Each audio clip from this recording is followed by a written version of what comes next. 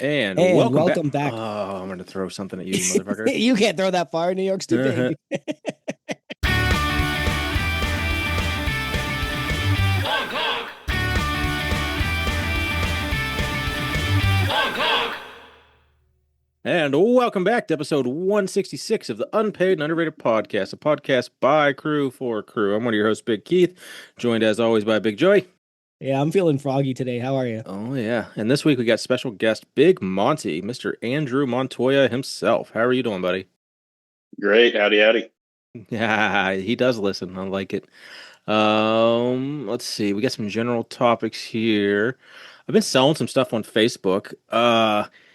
It's been a while since I've like kind of really gone down that rabbit hole. People are the worst, but like I wanted to acquire some new stuff in the strongman gym, in the garage gym, and until I get rid of some shit that's just been sitting on a shelf, I can't really like get more shit or get less. Like there's a shelving unit I want to get rid of, but it's got a lot of shit on it, so I've sold like a couple $100 worth of random stuff, and I've just been doing like these dead drop deals because I'm like, oh, can you meet me so and so? And I'm just like, nope, it's literally in a bin on my front porch. Leave the money in the mailbox or Venmo me, and if you steal from me, like whatever, it's $50. I don't care. Like, and Mhm. I've done like 4 or 5 of those deals in the last week, and I haven't had to talk to a single human other than on like Marketplace. So yeah, this has been pretty cool. But that led me to that essentially motivated me to get my Atlas stones from when shots did the shots fired there with the Instagram reel scrubbing stones in the Massonomics gym. It kind of was like, okay, we know it's going to be rocks, but now, at least we're taking it as confirmation that it is going to be some type of Atlas stone in them. There might be several. Oh, and also today, I think he mentioned he's going to have 20 separate rocks. So even between all the classes, that clearly means there's Trump weights and or natural and Atlas. So we'll see. But either way, definitely needed some Atlas stones. And one of my buddies' ex-wife was selling some, and I had them in my saved box there for a while.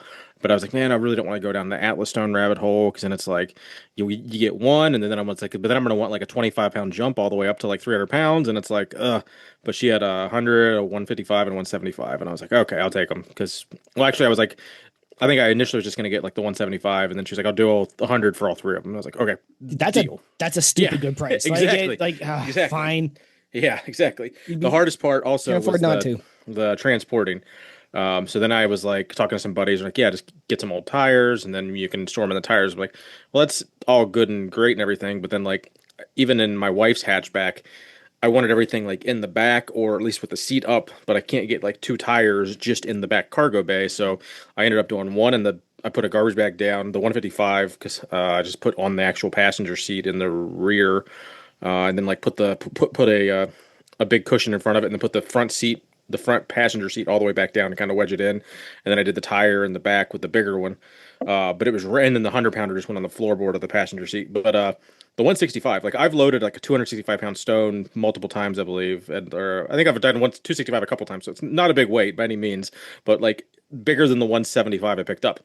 I shit you not, it took me like 4 attempts to get that fucker off the ground because it was slick as shit. It was raining. It was actively raining, so the stone was wet. My arms were wet.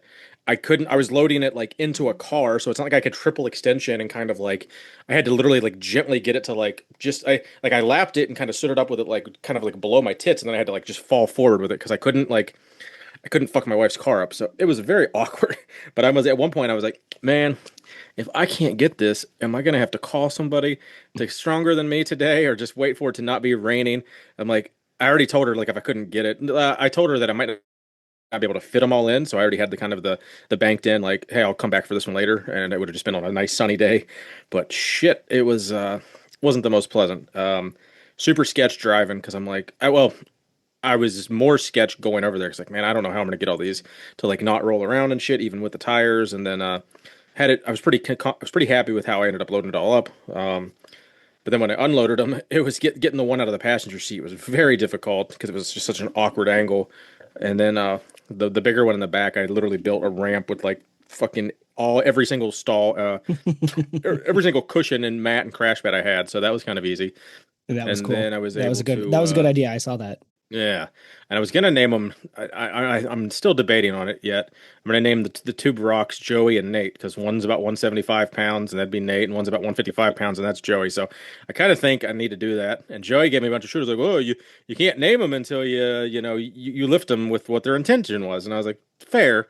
Yep. And then so yesterday I did But it up. that's a natural stone law, Yeah, right? Like yeah. I don't. they're not natural stones, they're atlas stones. And No. but like I'm learning so much about natural stones just having friends that are into it. Oh yeah. But like there are specific rules, right? Like Yep. like if you travel to another country and lift their stones, if their stone is a chest stone and you shoulder it, you're a dick, Yeah. right? Like you're not supposed to do that. Right. So like when you figure out, okay, this is how this is supposed to be lifted. So you pressed the 100, I think. Mm. Incredible work. Great work. Right. That was awkward. That was harder than I thought. I'd never. Yeah. Yeah. Yeah. And like Imagine me doing the getting the one. full lockout's the hardest part for me because it's like 99% there, but it's like I don't know.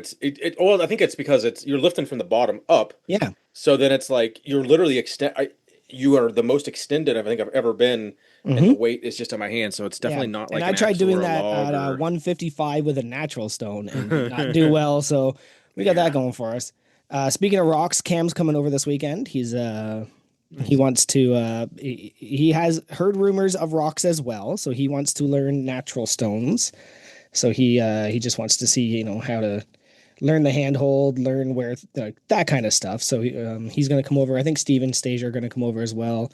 He's also going to leave me a log. So we're going to be doing some log Oh, there you training go. outside. Yeah, Like an buddy. extra log, or he just didn't need his now that He's prep's just done over. with his for summer, I think, and he knows how much I really, really want one. And Is it a Cam's just metal a log? What yeah, log is it? the one that he Okay. has. The I don't. Yeah, I don't know I off the top forget of my head. I Okay. forget which one it is, but yeah, he's just gonna leave that at my place for the summer Okay. just because he knows I really want a log. And You Cam's got a just a hell shed of a you can keep dude. that in, or you just gonna tarp it in the driveway like when you It's deadlift it? yeah, it's gonna go.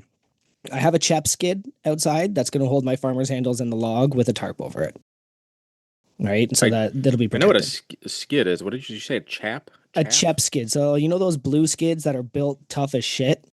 Vaguely, like Oh, a okay. They're made by a company called we Chep. call them pallets. A skid and a pallet I think are interchangeable, but I just Yeah, call them a pallets. But same thing. so Yeah, a heavy Chep duty pallet. plastic pallet. Nope, it's wood.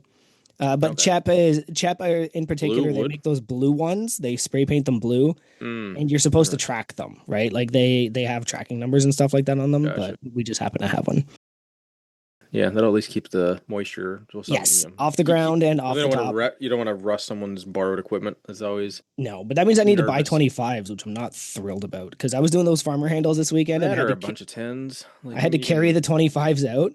And then I yeah. was like, I just did 25-pound farmers carries to go do my 135 farmer carry. Like, this sucks. I'm gonna need extra weights. Yeah, it's it is the negative of having the two locations that you have a home gym in, What a if you segue, Keith. What a segue. will. Yeah. So I made a silly meme based on the office space. Like, what would you do if you had $1 million? And the guy goes, two chicks at once. And then as I'm driving, I'm just like, two gyms at once. Like, that was funny to me. And it actually like got everybody kind of talking about what two home gyms would look like. Because in my head, I was like, well, two different homes, right? Like this was in my head. You have your winter home and your summer home, and both have like completely decked out gyms. And then Keith is like, but I have two gyms. And I was like, no, you have a home, one home with two gyms in it. I don't think that counts as two home gyms. And then like everybody started talking. So both of you, let's talk. What would it like? What counts as two home gyms? Like, do I, because I have one in the basement and then my strongman stuff outside, do I technically have two home gyms? Or do I have two gyms in one home? What do you And think, Monty? to what level does two home gyms count? Like if I was to have like my rack and everything in the basement and then a Peloton in my bedroom, do I have two home gyms? I feel like it has to be like completely duplicated, right? So like I feel like if for it to be two home gyms, you have to have like a rack in both, or like it's doing the same thing twice, if that makes sense. I agree. Okay. Because like So because if I just have like a cardio, like the outside for strongman would just be like that's just an extension of my gym. okay. It's a different wing. But if I have a rack upstairs and then a rack downstairs. I could almost claim that as like, upper gym, lower gym. So then by definition, Keith, you don't have two home gyms. My yoke is a rack that I can squat out of and bench out of, and I can deadlift on stuff. I can squat, bench, and But deadlift do you? in my gym. I have in the past. Right? So it's just one of those. And then somebody brought up the two certifications. I think there's just levels. I think two certifications is a genius way to kind of. But now so many separate people are that double certified because of just the picking in up one gym, the right? gym radar flag. If you had if you're like Mo and you had two of the OG flags, that's different. I only have two. I'm only double certified because I got one as a gift. But it's really you're not. I don't know. I don't know that you're double quote unquote double certified if you just bought the gym radar one because you wanted the new flag. Like, I mean, I guess you are, but and you're also not double certified because you only appear on the certification once, right? Yeah. So, but I like that idea. Like, it's like if I want to work out, and that's what I was thinking. Like, if I want to work out in my home in the summer and my other home in the winter, that's two home gyms. But to have like, okay, downstairs is powerlifting, upstairs is strongman. That's a decent one. Does anybody else have any thoughts? Remember, this is silly. I'm not like trying to like. I would just argue that like, if your secondary gym if other people could do everything they need to do in your secondary gym and still, quote unquote, get strong, stay strong, use your strength, like, I don't know. I think as long as you can do but then, I mean, there's always caveats to that because then like every yoke can be turned into a squat rack with a pair of J cups. Yes. But do you use it? I mean, I do have a barbell. I've got plenty of plates. Like I could do squat, bench, deadlift. Technically, I'd have to bring a bench upstairs. That's the only thing I don't have in the garage right now. But I could still floor press. But I don't know. I'd stack up my secondary strongman gym against 70% of the gyms on Gym Radar. Maybe not 70% of the gyms. Probably 70% of the crew gyms and maybe 50% of the gyms on Gym Radar. That like I would take my garage gym over their gym. Yeah. All right. I just thought it would be fun to kind of like. But yes, having bands in the toilet is not a meme. second gym. Having a Peloton is not a second gym. Yeah. Having just keeping your farmer's carries outside, or even I don't know, like is there a dedicated space? Okay, here's one. How many listen, if you have X amount of stall mats, that might be considered a second gym. No, I have no stall mats. I've got like 12 stall mats in my garage. So is that a gym? Maybe I have 8. Regardless, I have a decent amount of stall mats. So the garage I'm going to change my brakes on the weekend, they have a bunch of stall mats. Is that a gym? It's a cumulative thing. Doth stall mats make a gym? Why would a garage has? I've never seen a garage with stall mats. That's I don't know. Maybe they keep. Hold on. Put it to you this way: if you have a guest house at your house, you're someone who's made it. You have like a pool house. You have a guest house in the back. Do you own one house or two houses, but they're both on the same lot? Right. I still think that counts as one house because this all stems from my silly meme. And then me going, no, I only have one gym. I have an upstairs gym and an outside, or a downstairs gym and an outside gym. And then everybody was like, I have 2 gyms because I do this exercise outside and this exercise inside. And I'm like, but now I'm confused, right? Like, so either way, I don't know. It's a silly concept. I have one gym and it's just a compound. Mo. Ooh, compound. That's a great word. I do. I've referred to it as the compound before because it is kind of spread out. But like the more I put out there, the harder it is for me to like not consider it a dedicated like standalone gym. Like it's probably not, you know what I mean? But like if I didn't like, so if I'm like 100 and I can't make it up and down my stairs anymore, and I still want to lift, I can probably wobble out to my garage and still train and do 80% of what I can do in the basement. Compound is almost a better word than 2 home gyms. I mean, it is the best way to do accessories, according to Big Tanner. Just do extra compound lifts. Not that Tanner, the other Tanner. The other Tanner. Tanner Paxton, that is. Oh, good stuff. All right, that's enough of that. Yeah, that was sillier goose than I thought you were going to be like hard stance. Oh God, no. About it. I don't care. Why? Like, I don't care. It was just funny that everybody kept having different things, and I was just like, I made a silly meme, and now everybody's giving me. The first time I saw that. My favorite use of that meme was when I picked up an identical Rogue Ohio power bar in stainless steel, like the exact same bar. And my buddy made the meme of, two stainless steel power bars at the same time. And I was like, that meme template always makes me chuckle. Okay, what do we got? The anybody get a chance to pick up the Tanner comb? The We Used to Be a Proper Country Pizza Hut cups. Those sold out quick. Yeah, I would have got it if it had dropped when it was supposed to, but I don't. I already have to wait 3 weeks for my last purchase. I don't want to pay shipping and Oh wait yeah, yeah. another It was three good. It was weeks. supposed to be in the last drop, and then Yeah, oh, sorry. But it's gonna make it makes their life easier though, because it's. I mean, they could have sold them all in person at Lift Hard Live Easy, but like I don't know. Now that's a one less thing they have to worry about. But I guess then that was Yeah, like got 50 mine on the packages he way. did have to send out. But I don't know. It's a balancing act of what's easier to wait for Lift Hard and what's easier to.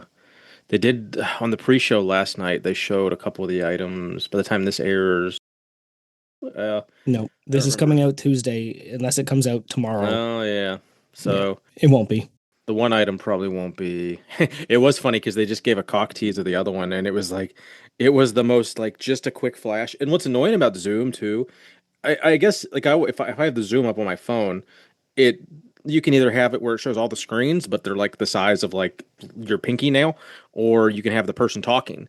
So when Tanner's showing something and Tommy's talking, it fucking shows Tommy, even though Tanner's the one showing something. And I'm like, God damn it! Like, Tommy, if Tanner's showing us something, shut the fuck up and let Tanner just say, "Hey, look at this." So it goes to the big screen. I don't know if anyone else has ever felt that way, but like I knew that Tanner was about ready to tease it because like he was like, "Hey, I'm just gonna flash it real quick," and then I was like, God damn it! I had to like go to the big screen where everything's tiny. But yeah, there's some neat stuff coming for sure. And this will be the last episode before Lift Hard. So yeah, Yeah, we're like 9 days out right now, I think. And when this airs, I will be like the day before we start. So some of us start to travel. A lot of us are, well, not a lot, but some of us are coming in Wednesday. A lot of us are gonna trickle in Thursday, and then all the powerlifters will probably start showing up Friday, and it'll just be a good old time. make sure you find Big Cam.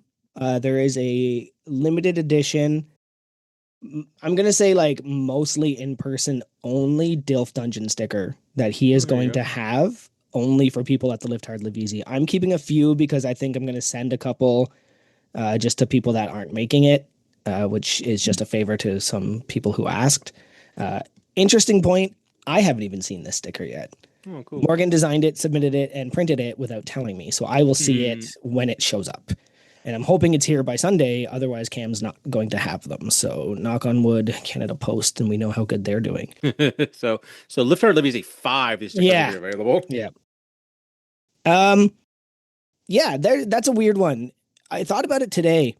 I know you highlighted that, and this is kind of a Oh, silly. I didn't even It's a silly I forget concept. that you can see when I highlight shit with my Yes. OCD. Before we do the rate this week's episode, how often? Because I want to know if I'm crazy. Okay, I want to know if I'm crazy.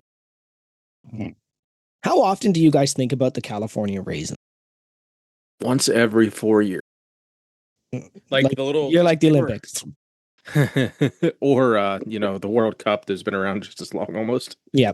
That was actually callback to last week when you were talking about your coworkers or whatever, and then Hogan had not really interrupted, but he countered the point with like, well, yes, the Olympics like in some form were around thousands of years ago, and they did nothing for also thousands of years, Yeah. and then picked it back up in like 1890 or something. So they'd only had 30 years on the World Cup. So I was actually I didn't necessarily know that I didn't I know knew the that shit either. Olympics. Yeah, I was like, oh, okay, cool. So the modern, quote unquote, modern Olympics have been around. Not not a super long time. Okay, Monty, do you ever think of the California raisin? No, I'm not a raisins guy. So it's That's weird that I think about it like 3 or 4 times a week, right? Yeah. Well, people weekly's that like a lot. people listening don't even know what the California. There's for sure like what do we gotta say? We have 100 listeners. There's like 40 that don't know what the fuck a California raisin is. Like for sure. For So sure. Because like I'm 40, and wasn't that like a thing in the late 80s, early 90s where there were like commercials and a little cartoon, and they had a like I remember having cartoon, little music action figures videos. with like Yes, the little rubber fucking on action figures that surfboards don't and shit. move. Yeah, and they had like a So was it microphone. just to sell raisins, or was it like that's what I couldn't even tell you like what the California raisin is. They had a I'm song, pretty I sure it think. was. They had a lot of songs, and one of them is the "I know you want to leave me, but I refuse to let you go." So But I it's was thinking of that song, and I think about that song a lot because I love that song. And that reminds me of the California raisins. So I just think of the California raisins like 2 to 3 times a week. So I asked my boss at work, I go in and I'm like, hey, I got a weird question. He's like, yeah, what up? I'm like, how often do you think of the California raisins? And he went, oh my God, a lot. Because he had the toys and he had his favorite shirt when he was like 8. He's about my age, was the California raisin shirt. And he watched all the cartoons. And I was like, me too. So, okay, I'm the crazy 86 one. to 94. It looks like they were at Yeah. they were okay, so a fictional rhythm and blues animated musical group. So I don't even as well as advertising and merchandising characters I don't even know if they're associated with like a fucking company. Like that's the weird fucking because like there's not is there an actual is there an edible California raisin? Like I'm trying to think what's that I know red they had box to with appear that on are raisins. raisin? Yeah. They had to have appeared on raisins. I'm gonna have to, I don't want to take up the whole podcast like looking at Googling shit. Wikipedia. What are you, Well, I Tommy? was trying. Well, like Tommy does it all the time, but he can like He's probably fast I'm typing a out. very slow reader. Like that's like my wife will tell me it's funny. Like she'll send me something and want to talk about it. I'm like I'm on like the fucking second sentence and you're like we both got the home gym con email today and she was already like talking about like the last thing and I'm like I'm literally on like the fucking second sentence. It's like I don't know. Like you already spoiled it for me. I don't even know what this is about. Let me read it. I'm a very slow reader and then I'm like every time someone's talked to me I have to like start over like at least in like the previous sentence. So. Oh, So the whole point is I can't read Wikipedia as fast as Tommy and like add value to the podcast. all right. So Only I guess can. they'll chime in like they did last week with my intros you Olympics. don't skip. Oh yeah, that was a That good. that one turned There out was to be some a good really good one. feedback on A that. lot of people had fun with that one. But like honestly, like I think about the California raisins way too much. And like you said rhythm and blues, what about the Blues Brothers? Do you guys ever think about the Blues Brothers? No, I mean that was a weird movie. I remember as a kid And because they I'm were on like, Saturday Night is Live and they this? had albums and they had all the I think I saw the movie stars. before I knew what Saturday Night Live was, and I Yeah. remember not really liking the movie and just kind of like not, obviously anything that's a parody I'm not a huge fan of. So I think that was Well, that true even movie as a also kid. set the record for the most car crashes in any movie I ever, or do, something crazy like that, right? I do vaguely remember the ending of that. Yeah. All right. Well, that's my rhythm and blues talk, I guess. All right. Well, Big Monty, we're going to let you get us back on track with a little Massonomics talk. Did you listen to last week's episode? Give us a reminder about it, and if you had to rate it, what do you think that'd be? So I listened to a couple of them back to back, so they might have blurred together. But I think last week was Yes, the one such where is it was life. yeah. I remember there's a decent amount of strongman equipment talk, which is notable. That doesn't usually happen very often. Mhm. And then there was also was this the one with burger talk Yep, Yeah. yep. where Yep. Bacon or no that bacon. was disappointing. You hate to see it when some of your favorite podcast hosts don't appreciate the greatness of bacon on your burger. I would argue that the bacon does increase the variance of the burger, but that high end when that bacon hits is worth all the misses, in my opinion. But no, overall it was pretty great. I think I'd almost give it 5 out of 5 slices of bacon on your burger. Mhm. Wait, will you get 5 slices? If you get all right, this is a rabbit hole, but if you go to Chili's and you get the double bacon rancher, Okay. I have gotten 8 slices of bacon on one burger before. I think it was an accident, but Yeah. sometimes God looks down upon you and is like, you know what you need in your life? And Flavor they right now. weave them like a basket, probably, right? Like the Oh, like, yeah, I'd have to layer that. Like I'm a big sandwich and burger layerer. Like I don't want just like condiments, meat, then bread. Like I have to mix some stuff around. There, if it's a double cheeseburger, I'll like flip the patty so there's a cheese on both sides. Sometimes, like I hate like if I forget if I get 2 slices of cheese, why are you putting them together? Fucking layer that shit. yeah, It's that like doesn't okay. That doesn't. I'm with you on that one. That doesn't make Yeah, any they are. sense. Why are they on top of each other? yeah, give me that Yeah. better mouth ratio for sure. I almost feel like putting bacon between the patties would make it a little bit less likely to slip out, if we're being honest. Yeah. Bacon doesn't grip the bun very well on the top. Fair. All right, I'm gonna go because I think we're switching up affiliate reads, so that makes sense if I go. You don't want to. Uh, You don't want to rate. Oh yeah, you are. No, that's what I'm saying. Is Yeah, you're gonna rate. we're Then yeah. All right. Tommy's wife not taking shit at the concert. I love that. He's mentioned that a handful of times of like Way to go, just Leo. like whenever she gets involved, it's kind of like he's the more reserved one and she's the one that's gonna go stir the pot. And I always chuckle about that because that's just such his life. Concert etiquette in general. I don't know. If everyone's sitting down, I'd be happy to sit down and not be the one asshole standing up or anything like that. And I wouldn't be offended if someone asked me to move to the aisle if I was 7 feet tall and 400 pounds, and I'd be like, okay, yes, yeah, I can do that for you, bud. Especially if everyone's sitting down. Like you got to read the room. I get that. The uh, the guy not knowing who the Doors were, That's the wild. karaoke bar. That's wild. Which I mean, I don't know though. Like 32. When were you? You would have been in high school in like fucking 2010, right? Okay, Like but guarantee no, if you showed him that 2014. like poster of fuck, what's his name? Jim Jim Morrison. Morrison. I almost said Jim Davis, creator of Yeah, it's Garfield. just That's the kind of night I'm having. he's just Uh, Val Kilmer to me. He'll always be Val Kilmer because like I know more about like that movie that was on like a rerun when I was a kid than I do the actual band. Like I don't know. yeah. I know a few of their songs, but But I I guarantee didn't that find guy it would as know that. Like he would see yeah, that and be like, "Oh, I know that. It was in every dummy's dorm yeah. room or whatever, right?" I definitely found it more weird that someone wouldn't know what like the Pink Floyd album cover was Yeah, than someone not knowing who the Doors were. Like that's close, but like the Doors, what song is that? Who sings that? Like that was pretty funny, but I don't yeah. know. All in all, it was it's a good episode. The bacon, Monty hit it kind of perfectly. Like bacon can ruin a burger. Bad bacon, shitty bacon, expensive bacon. It all kind of plays a role. I mean, I'm still a bacon on burger guy, like for the most part, but like you get enough shitty ones, it makes you kind of not want to get one every now and then. I don't know. It's always paper thin. Like, so you guys don't have female bacon, right? I think we've discovered this. I think you've talked about Americans that. don't It's have just female it's bacon. almost like a You get a brisket female bacon or something. bacon. It's essentially just a piece of cornbread coated ham that you fry up. Now, female bacon on a burger, top tier. You'd be stupid not to get it if it's available. Well, that yeah. So a breaded ham slice on a burger that sounds awesome because Yeah, ham on a burger is good. yeah, Like we have a restaurant here called Tom Walls, and they're like famous is just like it's like a smash burger with like whatever their house sauce is and like ham on top of it, and yep, it's fucking spectacular. yeah. You got to visit up here one day. I'll take you for a female burger, and then you will change your mind about bacon on a burger because it is technically bacon because it is smoked and cured ham, Fair. right? So yeah. Anyway, what's your rating? Oh, 5 out of 5 Val Kilmers. Great episode. No, it does not get easier. It literally never gets easier. Um, Just heavier, right? it just gets heavier. Like it either stays the same as you get stronger, or it gets harder as you try and get stronger than you were. Right? Like, does that make sense?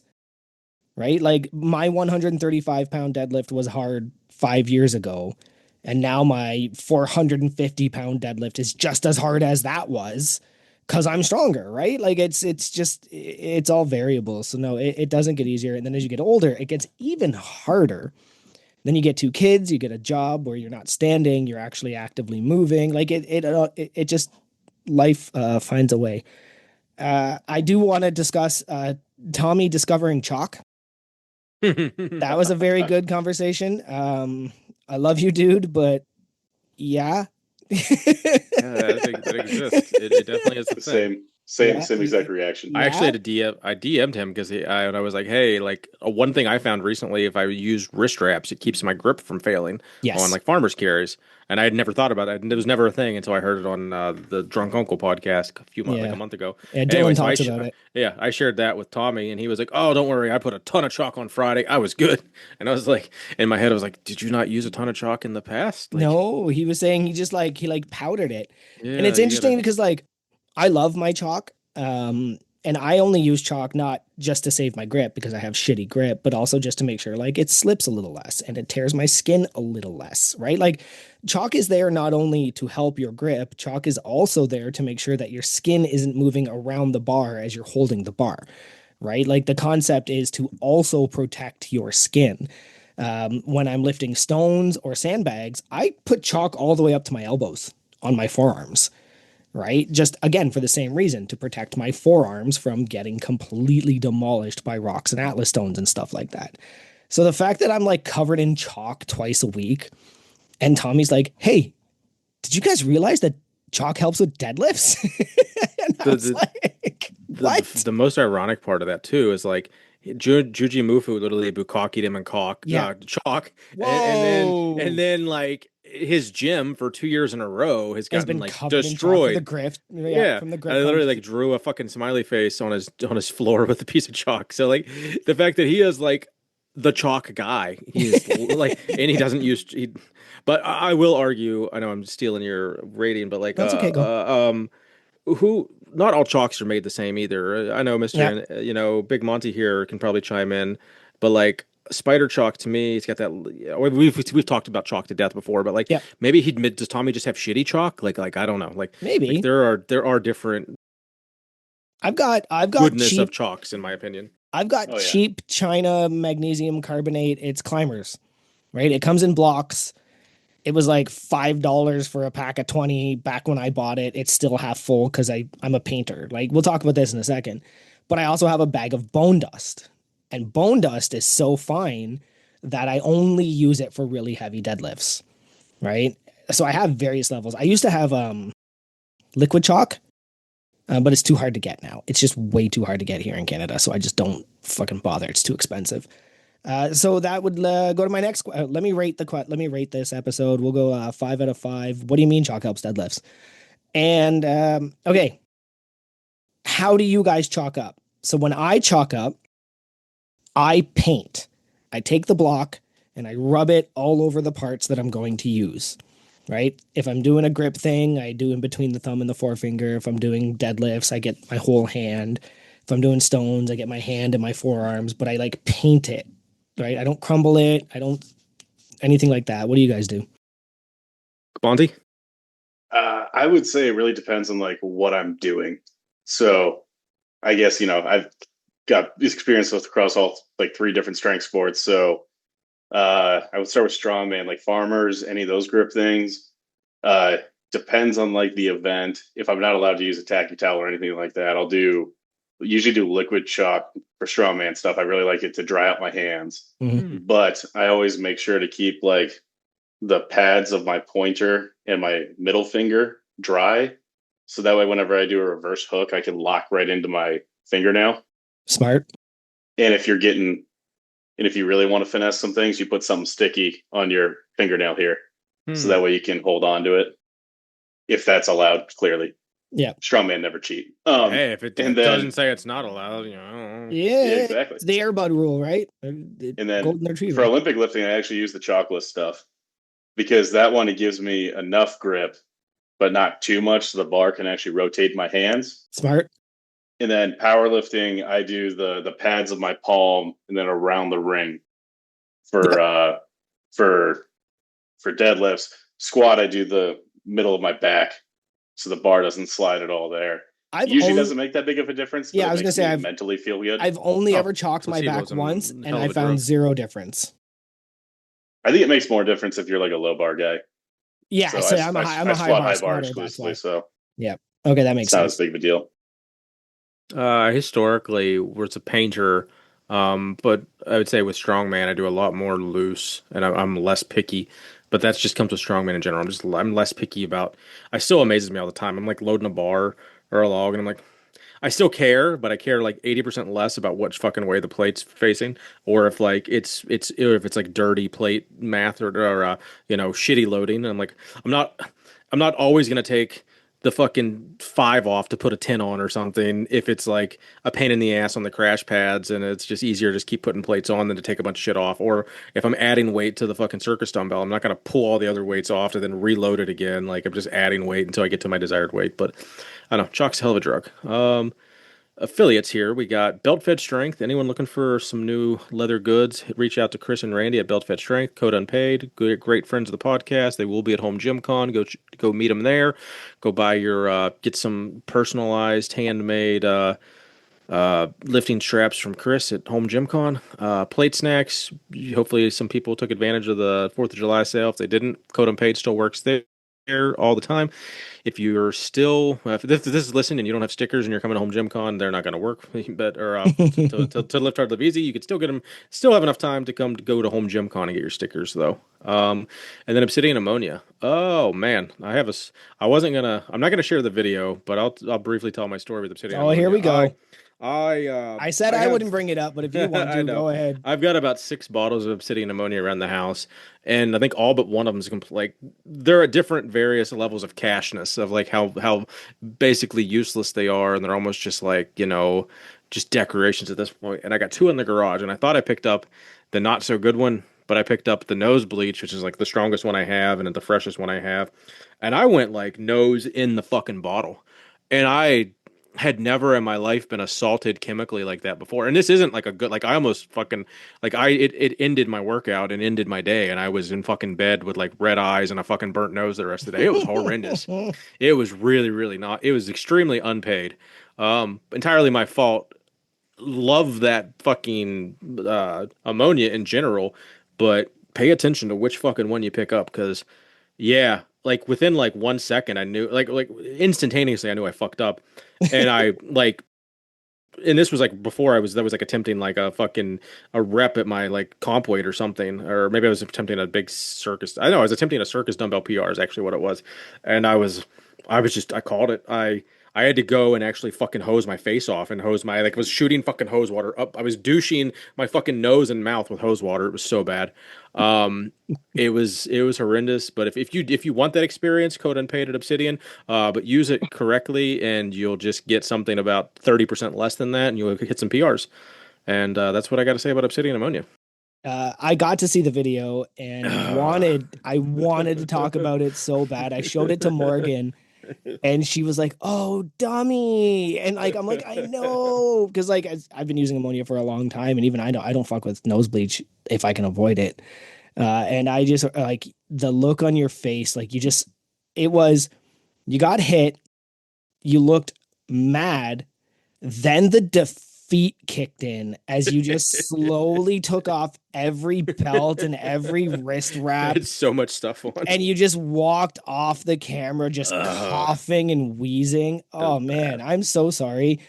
And Yeah, it was really I bad. know I hope people aren't going to make fun of you because that looked awful. And if anybody here has used nose bleach, you cannot make fun of him because you know how bad that can get. Yeah. Oh, Yeah, it was like sorry you had to go imagine through that. Don't do it again. yeah. It was well because I had opened up a bottle that you had given me the The day Irish car bomb. before, and it was I actually need to smell that one again because it was like it was starting to warm up, but even it was pretty cashed, even though it was brand new. But I think it was user error, maybe I'm not sure. But I think I had that in my head too. That like, oh yeah, all this fucking ammonia's dead. I gotta put my nose in it to get anything, and forgot that I had like one good bottle floating around. And oh, I had never been like I thought I was going to go to the fucking urgent care or something if it didn't clear up. But like I Well, don't know, you I have didn't follow the instructions. It says yeah. So don't die. I understand. Well, I mean, I did not die, but Hold two it face, don't die, lift heavy. like I can see how like frail or I can see how like old people and children die so easily because like if you're frail, like maybe not children, but like infants, I guess, like that could have fucking killed somebody if they Yeah. were like not a healthy human. Like, I mean, I'm obviously way overweight, but like, Did it go behind your eyeballs? Did it do that thing where it goes up your nose and then makes your eyeballs yeah, feel like they it want was. to fall out of Stephanie your said my skull? eyes were swollen. I Yep. didn't see myself Yep. in the mirror to see them that were swollen. I was just like, my nose like was raw and hurt for a minute, Yep. like a day or two. I had to go get like, I was like doing saline and like nasal gel and shit. It was the dumbest thing I've done in a long time. And if you were lucky enough to be one of the few people that saw the video, and I'm probably not going to post that publicly, or at least not until it's like settled and you know. Stephanie was not happy because she's been Yeah. telling me like to be careful with this shit for years and how I'm going to hurt myself and not to do it and I don't need it, etc. And she's never been right until that day. All right. I'm ready. I think we got a guess. We got anybody listening? We got to kick off. We got any of these looky loos? No. All right. Big Andrew, you there, buddy? Hello. Howdy. Hey, welcome to the podcast, stranger. Let's go ahead and hit you with the easy ones. See if you can't mess this one up. It's what's your Discord? What's your Discord? What's your IG? What's your name? Where are they gonna find you at? So on Discord, I'm Big Monty. On Instagram, I changed it recently, so now I need to double check, and this is embarrassing. I found you We're gonna today. keep It was stalling. it was still AP Monty. Okay, yeah. It was okay, AP Monty 1851. That's me on Instagram. And then if you add me, I got it on private right now. So I'm just gonna assume your crew until proven otherwise. and just your full name. Because so I only say this because it's a name that Tanner has been saying on the podcast for damn near a decade, referencing Yep. like strong lifters out in the Midwest or whatever, and crew members. So for being someone that's not super active in our community, the crew community, but we're trying to get you into that more. But this, so who are you one more time? If you didn't say So, that, yeah, so I'm Andrew Montoya. there we So go. I've And been a that's a member name. for a while. I've just been kind of, yeah. It's definitely one of those ones where your last name is catchier than your first name. Yeah, I swear I've heard him say that name so many times over the years. Just well before supporting members. I feel like you might have been one of the first like semi. And I don't know if it's just because he knows you. I don't even know how your name's gotten mentioned so much, or maybe I'm just blowing out of proportion. But like I feel like I've heard your name like once a year, pre like crew, pre Discord, pre all that. So it's you know kind of a little slightly different OG, but we got you on here. So Yeah. but yep. But so Massonomics in general, it sounds like you've been around for a long time or been a big fan of them, consumer of them. How'd you find them? Why are you still here? Yeah. So I guess our history kind of goes way back because back in the day, like early mid 2010s for powerlifting in South Dakota, the USAPL was like kind of like the federation. There wasn't many of the other federations around. And so I can't remember which year specifically. It was a so state SD State used to be in Rapid City, so western South Dakota, where I'm from originally. So about 45 minutes north of Mount Rushmore.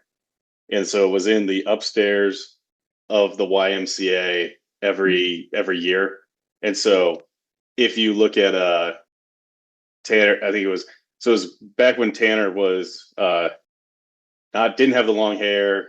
I think he was still like, lifting like the 275 class back then. And I think I don't know if it was Tommy's first meet or either his first or second meet, but like one of the first photos he has of him squatting in that meet. My dad's the head judge. I was Oh, lifting. dope. I was in high school back then. So that was like 3 or 4 years into my lifting career at that point. Actually, no, 4 or 5. And so I was like, oh, who are these guys with these cool shirts? And so then I saw them through the shirts. I don't remember. I'd have to go back through and see like when I actually started listening to the podcast more frequently. But yeah, so we've known of each other for forever. And, with the history of South Dakota, the East River versus West River kind of a thing. So we'll give each other crap going back and forth because they're from East River. I grew up in West River. So I'll make fun of the East River folks and their tree. And then West River is where all the cool things in South Dakota are at. So it's kind of like one of those give and takes. But yeah, no, we've kind of kept up with each other since and then became a supporting member. From here, it says January of 2022. I found my membership nice. card. So I did my homework. Oh, what's your That's- number? I'm gonna guess it's 189. It's the last 4 digits, right? So it's 110. Yeah. Nice. Oh, damn. Okay, that's good. So you're definitely in like probably the 80. Wait, is it the gold or the black and red? I got the black one. Okay, so you were a 110 on the black one. You got to be like in the 70s or 80s now. Yep. At least the 80s because there's We got some bandwagon people falling off. there's just there's stories. There's people that dip out and come and go, and Everybody has a reason. Yeah. Yeah. There's such Not is all life. of them are bad, to be clear, but like, you don't get to keep your number. It's Exactly. Basically. Well, You technically, shouldn't- you don't. you The more shouldn't people at that leave, least. you don't get to keep your number. I Yeah, think yeah. Tanner's made an exception for one guy who fucked up and let his credit card lapse, and then got all upset that his number changed, and Tanner had to be Unintentional nice lapsing. and give him his. Yeah. I wouldn't have given his low number back, but hey, that's just because that just helps me out if he doesn't get it. But nonetheless, well, we fucked up and we forgot to get an ad read from you. So at your discretion, I don't want to hit you too off guard, but yeah, you were supposed to give us that, and we completely shit the bed on that one. What do you mean we? Oh, You it's all good. you went to go fucking take I a had to shit, go and I pee. left me with the affiliates, and I was like, all right, well, My- I guess we're. My dinner wasn't ready till 6:45, so I had like 15 minutes to eat dinner and get this going. It's like I have to pee so bad through the entire conversation. All right, what's your ad read there, bud? All right. So unfortunately, the Massonomics guys didn't get to me, but those guys at Gym Radar did. So do you feel like you're the only one who cares about the shape of the knurling on your bar that you might use once every other month? Do you spend more time thinking about gym renovations than those of your own house that you recently moved into and haven't painted at all? And currently I'm not talking about myself. Do you think more deeply about the padding in your gym machines than on the bed you sleep on? Then Gym Radar is for you. Join hundreds of other home gym enthusiasts to answer the real questions in life, such as what truly is the ultimate felt load. Plus, show your friends and family that what they call reckless spending is actually not all that bad compared to some folks, and this next piece of gym equipment will finally make you able to get strong. This is the social media that will actually see you making gains. Unlike those folks who make Gym Radar, this site is for sure on my radar and should be on yours as well. Very good. That's Okay. I think that's our first full Gym Radar ad read. Yeah, And caveat, my house is somewhat painted. I have to shout out credit to the Montoya family for helping me out with that. But you get on a roll on an ad read, you can't stop. Oh yeah. All right, so you're West River, right? So is that born and raised, always there? Raised. So I was born in the South, and then my dad ended up getting a job The south of up South in Dakota or the south of America? South of America. It should be clear. Okay. So Like, I so was yeah, in. the question is, where do you live? Where you're from? I should have posed it better, I guess. Oh, okay.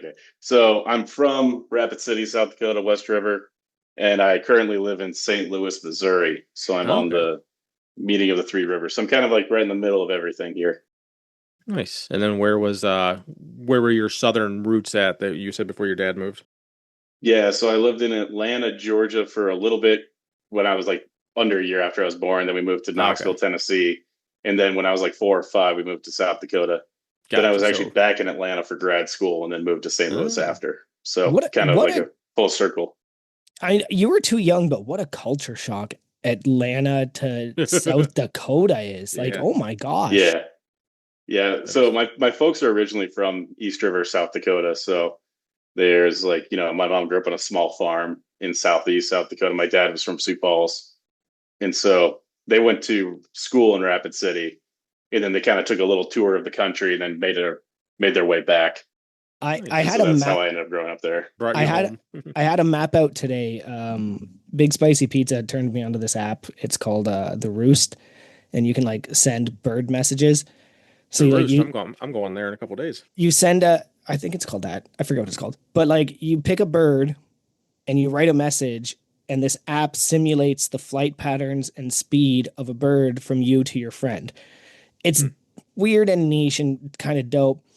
But right now my bird is on its way to Big Spicy Pizza. And I had the map out at work, and I showed my buddy, and I was like, So it's like a real time showing you Yep. like where your little pigeon is trying Yes. to get over to Yep. Minnesota. You get some birds that are like 72 kilometers an hour. You get some birds that are like 10 kilometers an hour. And it's just whatever. Like you pick your favorite birds.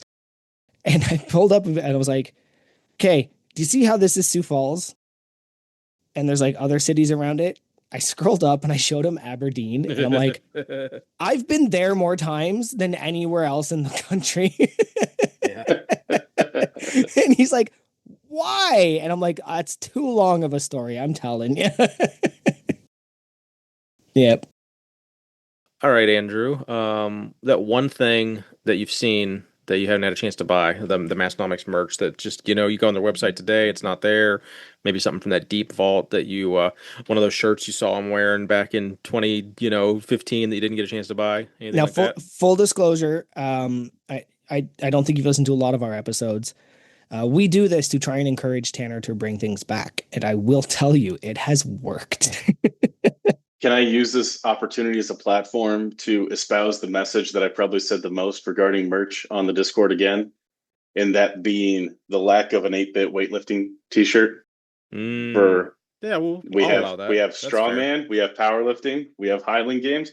They even got the bodybuilding banner Yeah. now. Well, you know how But they we- did okay, so you know how they got the bodybuilding one was our He was from Peru, our friend right? Big Chris. He literally made it up, and then Tommy just edited it a little bit, I think, and then they just made the flag. Yep. They didn't get a shirt out of that, but you could hire, honestly, like you could hire someone if you're not, have them. It doesn't have to be AI. You can actually hire an artist or something or commission. yeah. But I mean, how many weightlifters are there though? I'm not saying that are there as many weightlifters as there are Highland Games? Probably not.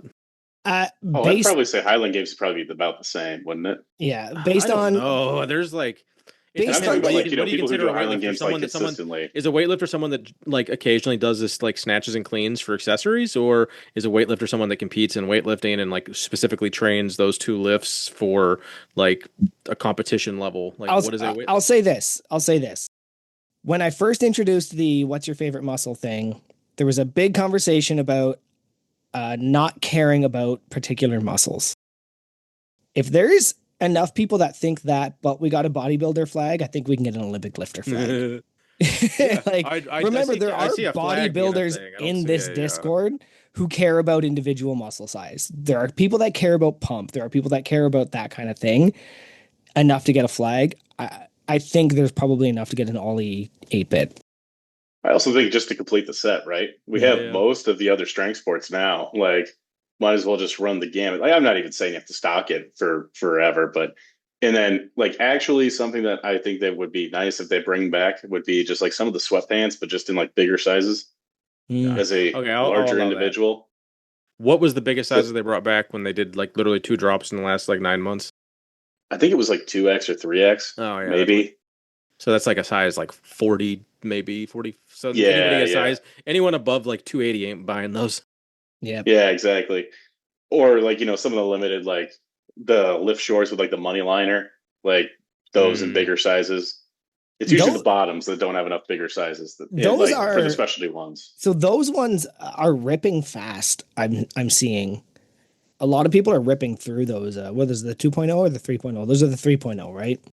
The expensive ones. Yeah, I Yeah, can't yeah. remember. Like the ones where it's like, the original ones, it's like one trust fund. Yes. These ones are like a wealth fund from a nation you need to buy Yeah, to I purchase. have them and I stopped wearing them because I thought they were going to rip. And then somebody put in the Discord that theirs ripped.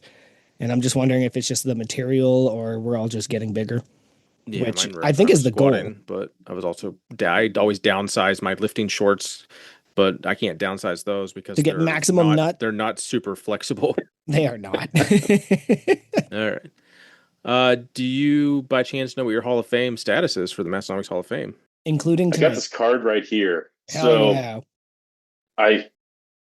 I just like I moved in late December, a whole mile down my street to a different house, and so everything kind of got jumbled.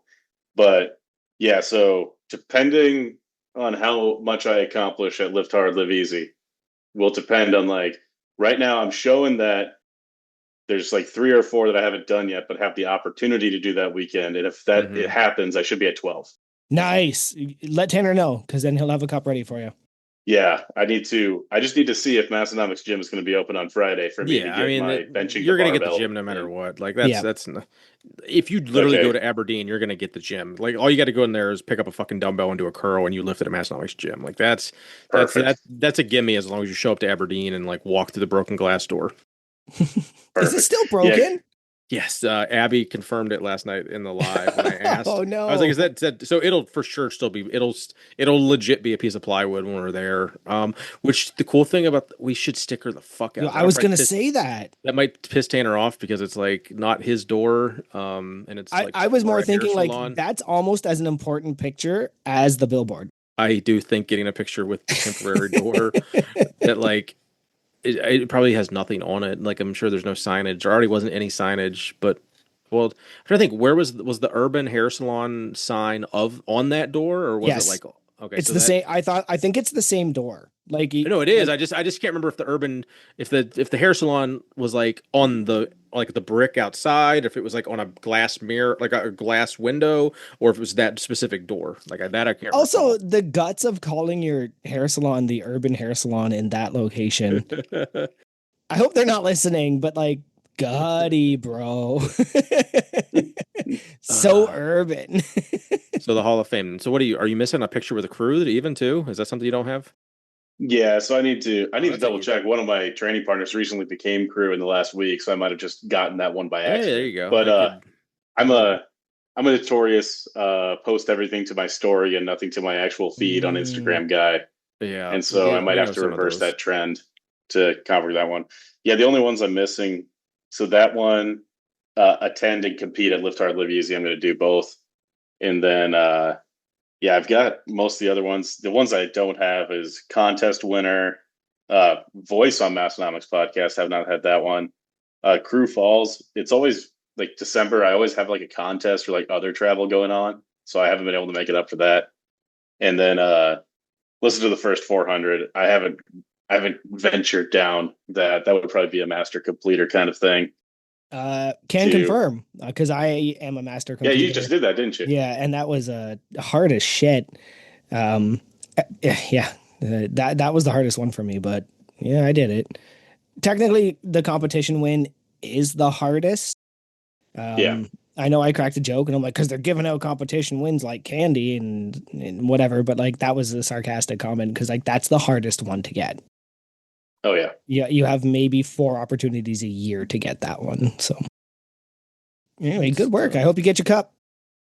Yeah, I got to remember to message him and get that just doubly confirm. I don't want to claim Hall of Fame status if I don't have it. So I got to make So technically sure. you're at 9 now. You're at 8 now. 8 now. You could do Or- 4 at the Live Hard, Live Easy. Yeah. Yeah, just let Tanner know. He'll have a yeah. You'd be crazy not to. Perfect.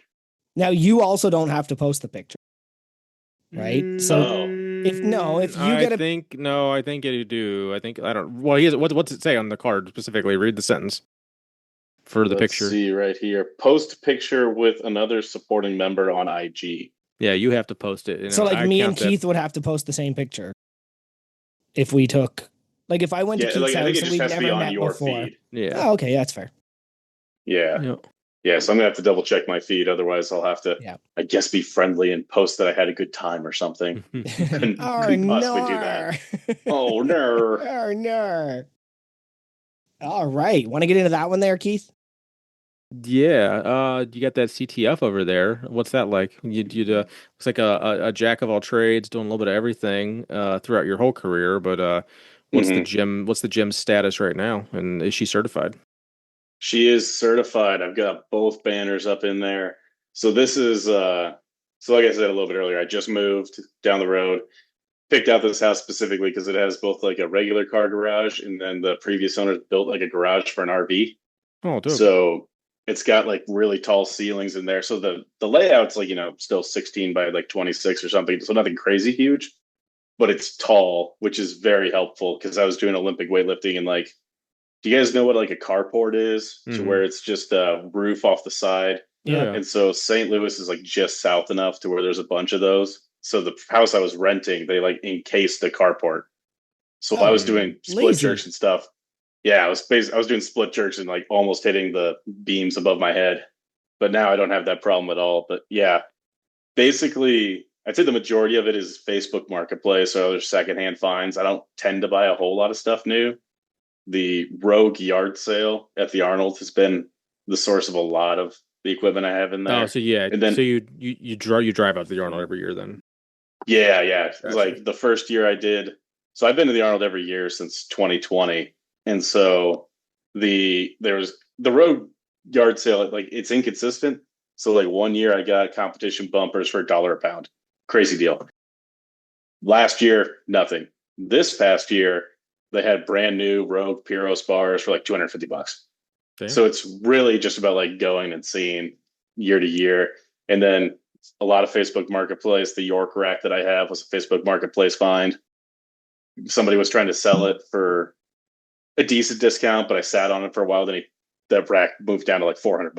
I'm like, okay, now we act and stuff like that. So it's a lot of being patient and scrolling and having contacts. Like my when I was doing strongman, my coach, so my former strongman coach, because I'm not actively competing in strongman right now, he had some gear that he was wanting to go to a good home. So I picked up apparently you guys know the magazine T Nation. Mm-hmm. So they made a trap bar back in the day. They called it a dead squat bar. And he just had one of those. So I got to pick that up for a pretty reasonable deal. And the knurling on that thing is the sharpest knurling ever, like more knurled than an aggro bar. Oh damn. And That stuff sounds like that. That sounds horrible though. Like you'd have to chalk the shit out of using that when it's gonna rip you up. Oh. I feel like that's one of those ones where it's like I'm using straps for the sake of my hands, not for grip. The Agro 3 bar is the sharpest bar I've ever touched, and Well, I will take that back. But There was an Elite FTS bar that came out once that was just as sharp or sharper, but it was inconsistent because I tried another one that was the same bar and it was completely not that sharp. So that's but yeah, it's like, just being opportunistic and like kind of building up your stuff. Like So the biggest secondhand find I got was those Evanco chromes. yeah, So I was just looking at those. I want to point out, I just gave you the code unpaid. It is your first comment. So if everybody can go ahead and bother him on Jim Radar and respond to my comment or add does your he have own any comments. reviews? I was looking earlier. Did I see any reviews or not? Oh, I there's can lots of ask. reviews. Yeah, He yeah. has reviews. Okay. I was gonna ask Yeah, him yeah, about yeah. the that Iron Mind axle. I was trying to I wanted to read his review on it, but I didn't see one. No, and You have the most he's got expensive axle ever 55 made. reviews. He's got Nice. 55 reviews, which is yeah, wild. Like, I did a thing where like I reviewed all the equipment in my gym. I'm like, great. And yes. then I got new equipment. I haven't done that process again. Ah, there you go. So So my biggest question, and I've been trying to get to this. Sorry, I keep interrupting you, but this is kind of important to me. You have the Eleiko power bar, the yes. IPF powerlifting training bar. Was that a Yes. Facebook Market find? No. That You was you crazy. That's hold up, hold. I just So looked at the I price know of what you're that because saying. I was like, let me Didn't you look at watch me and that. Tanner's video talking shit about that bar? And I vehemently disagree with it. So when Alico came out with their new line of barbells recently, right? They revamped their whole process. They had a bunch of their old stock. So I didn't buy it for full MSRP. It was a Gotcha. discount from Alico. So that one bar is like I think originally was like 1100 maybe. Yeah. So For I got eight, it I'd be for okay like with that. so I got it for like 7, Oh, okay. I think. That's honestly not bad. I think Tanner paid six That for Yeah. his. that's So not bad, but like it's it's currently I've paid 1150. fucking $600 for a power bar before, Yeah, and that it's was currently 1150, which I was just like, yeah. hold on, I see a leak on anything, and I'm just like, I have to ask. Oh yeah. No, that was a definite like, should I? And then like 700 is a good deal, honestly. Yeah, yeah. And it And it was for was that bar. I'm yeah, very specifically big for that on bar. I'm very big on training with what you compete with. Like Mm. if your goal is like, high level competition, I want to I want to train with what I compete on. So that's why like the barbells that I have, like I got a Rogue Puros bar because that's what USA weightlifting uses. I don't think it's the best weightlifting bar. I think the Alico or the ZKC is pretty good. They're the Chinese company, or Usaka, out of Japan. They're also very good, but like I compete with Rogue, I'm going to use Rogue. And so I got the Alico one for like, years down the line whenever I go back to like Powerlifting America or something like that. That's what That's I'm what going to compete with. And that's I'm why never I going to get a better bought. deal on it. That's why I bought the Texas deadlift bar. Is Oh because yeah, I was 100%. competing in powerlifting and they were all using deadlift bars, and I was like, well, I don't know how to use a deadlift bar. I better figure that shit out. And I had some disposable income at the time, and I was like, yeah, let's do that one because it was that one or the what's the Canadian strong arm sport? Well, that or Bells of Bells of Steel Steel or didn't exist at Strongman the time. Sport, then Strongman Sport. Yeah, Yeah. I got their kilo plates won't exist before much longer, probably. before everybody has a vendetta against strong arm now. So Yeah. It's made for some. You're not one that consumes much of the pre-show. I don't imagine. Have you ever tuned into a live episode? I've never seen your name in there. I don't think. it's once in a blue moon. They're usually So like I think they usually record on my training nights, so that's why I usually miss them. gotcha. But I heard Yeah, the background that strong arm was going bad, and I was yeah, like, well, I guess I got lucky with mine yeah. because If you knew what they did and all the back and forth, and like how animatedly pissed off Tanner was telling the story, it's just like, oh yeah, fuck that guy. No, oh yeah, I mean it's like because it was a similar thing with like Hansu, right, for a while where like Yeah. they weren't Yeah, Hanzo completing just people's fucking orders. ghosted people for like didn't respond. My fucking buddy ordered change plates from Hanzo, and it was like 9 months to the he like asked me, he's like, "Do you know anyone over there? Like, can you help me out with this?" And I was like, and so I like DM Brandon, and I was like, "Can you help my buddy out? Like, this is his like, can you reach out to your contacts here?" And he had him it still took like a month from that, like from Basement Brandon reaching out on his behalf. But like, if that hadn't happened, would he ever get him? Like he's fucking it's shit that says in stock on the website, and his wife got him for him for his birthday like 9 months prior, Gee. and I'm just That's like, wild. that's such a shitty fucking thing. But all right, you had a handful of people fill out your questionnaire. How'd you go about telling them you were going to be on this random podcast? So I had my folks do it, and then all my lifting buddies here. So I had 100% hit rate. on Mhm. the people I asked, which was good. And one of them's crew, the other two are aware. So like one of my training buddies, they're actually two of them are training my garage right now while I'm doing this. So that's funny. Oh, But dude, I'm sorry. I appreciate you being flexible this week because normally this would have been Thursday, but you made some accommodations for us, so I appreciate that. oh no, today's usually my off day. It's more of like Oh, the okay. heat and everything. They're the normal gym that so like I have there's four different places I train, and the gym that where they usually train at where like all the strongman stuff is doesn't have AC, and it's Oh been yeah. Oh, like gotcha. that heat dome stuff this week, and so my buddy Nick is training to compete at North Americans in a few weeks, and so he was like, "Hey, can I come to your garage where it's a little bit cooler?" I Wait, was so like, "Cool, I'm going to be doing a podcast though, so your RV gym has AC or your I RG or your got okay, a window unit for this couple of smart man, weeks. smart Got a man. Okay, We're rattler. okay. gonna Smart. Because I was like, I can't yeah imagine like an RV garage has a heat pump in it or anything. So the No, I'm gonna get one installed here in like a month or oh so. yeah, But in it's the smart. meantime, I've got a window unit that I'm gonna sell to another buddy for Nice, his home gym. So we got a whole shuffle going on. nice. Is your heat out? Also, there's no heat then right now. Then so the heat No, pump will be the heat and the AC. Good call. All yeah, right. Well, we appreciate you getting some of that filled out, and it's always helpful for sure. Are you familiar with least fun, most fun?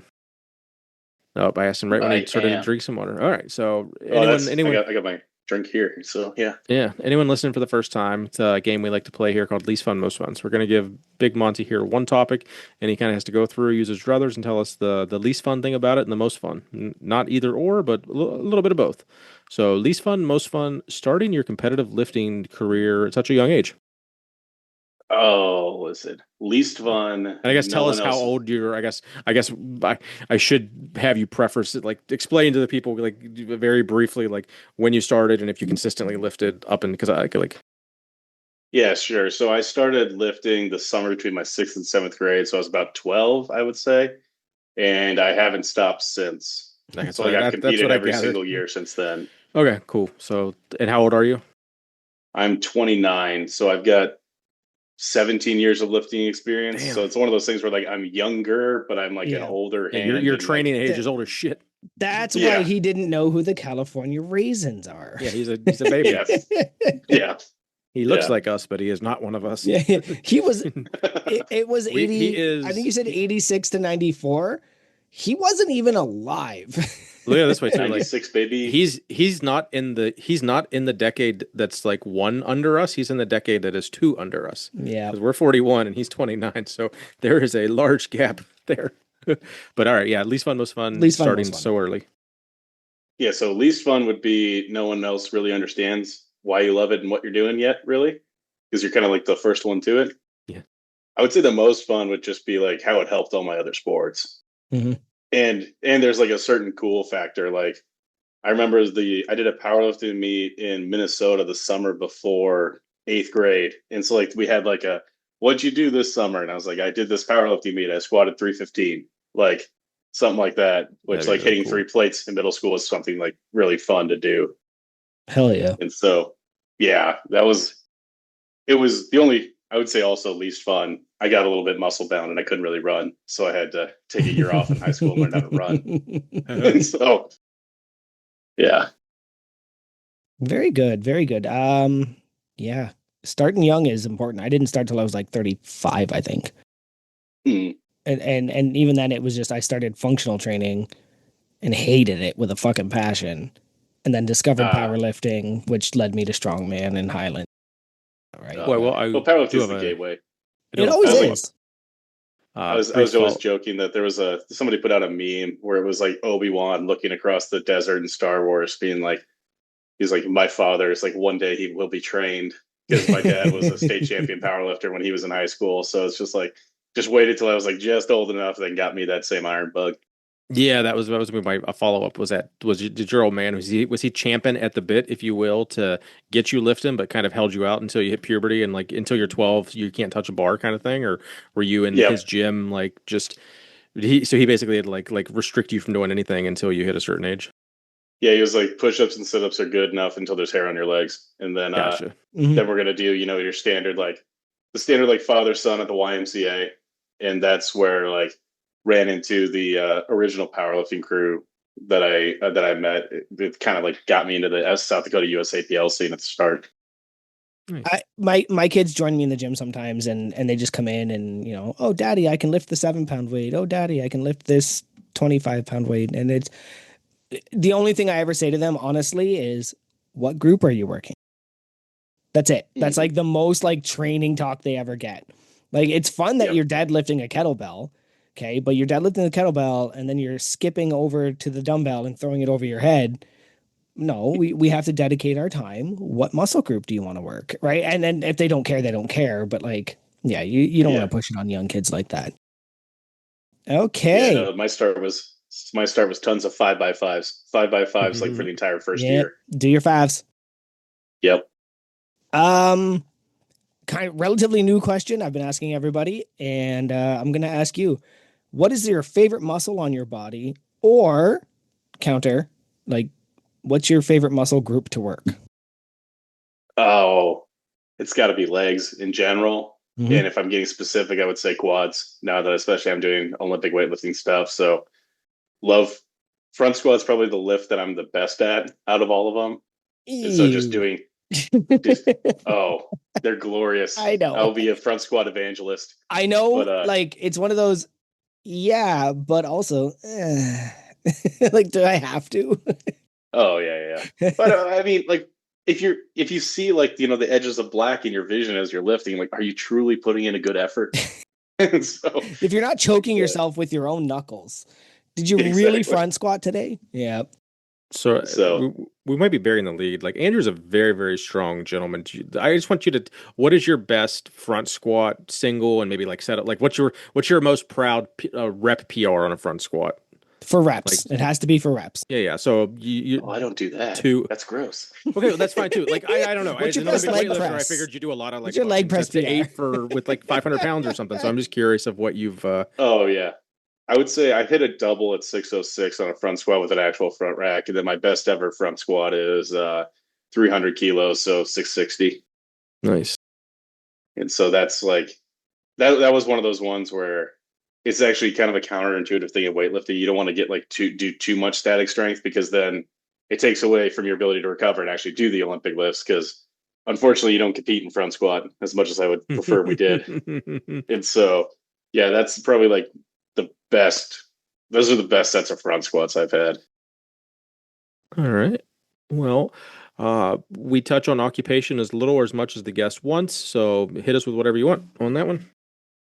Yeah, so my background is I'm an engineer. So I did undergrad and grad school both in engineering. So I was kind of like that crossing the hybrid between nerd and jock, especially in undergrad because I was on the football team. So, playing football in college while also doing engineering. Thankfully, I went to an engineering school, so the rest of the team was, but I was like the nerd of the engineers on the football team. And so that was kind of funny. But I remember we were playing a game one time and I was talking with the it's one of those things in lower school football. Sometimes you shoot the shit with the guys that you're playing against. And I was in one game I was a defensive lineman. I'm going against like the other team's team nerd as we're talking and stuff. So it's kind of fun the way that is. But yeah, no, so I'm just an engineer now.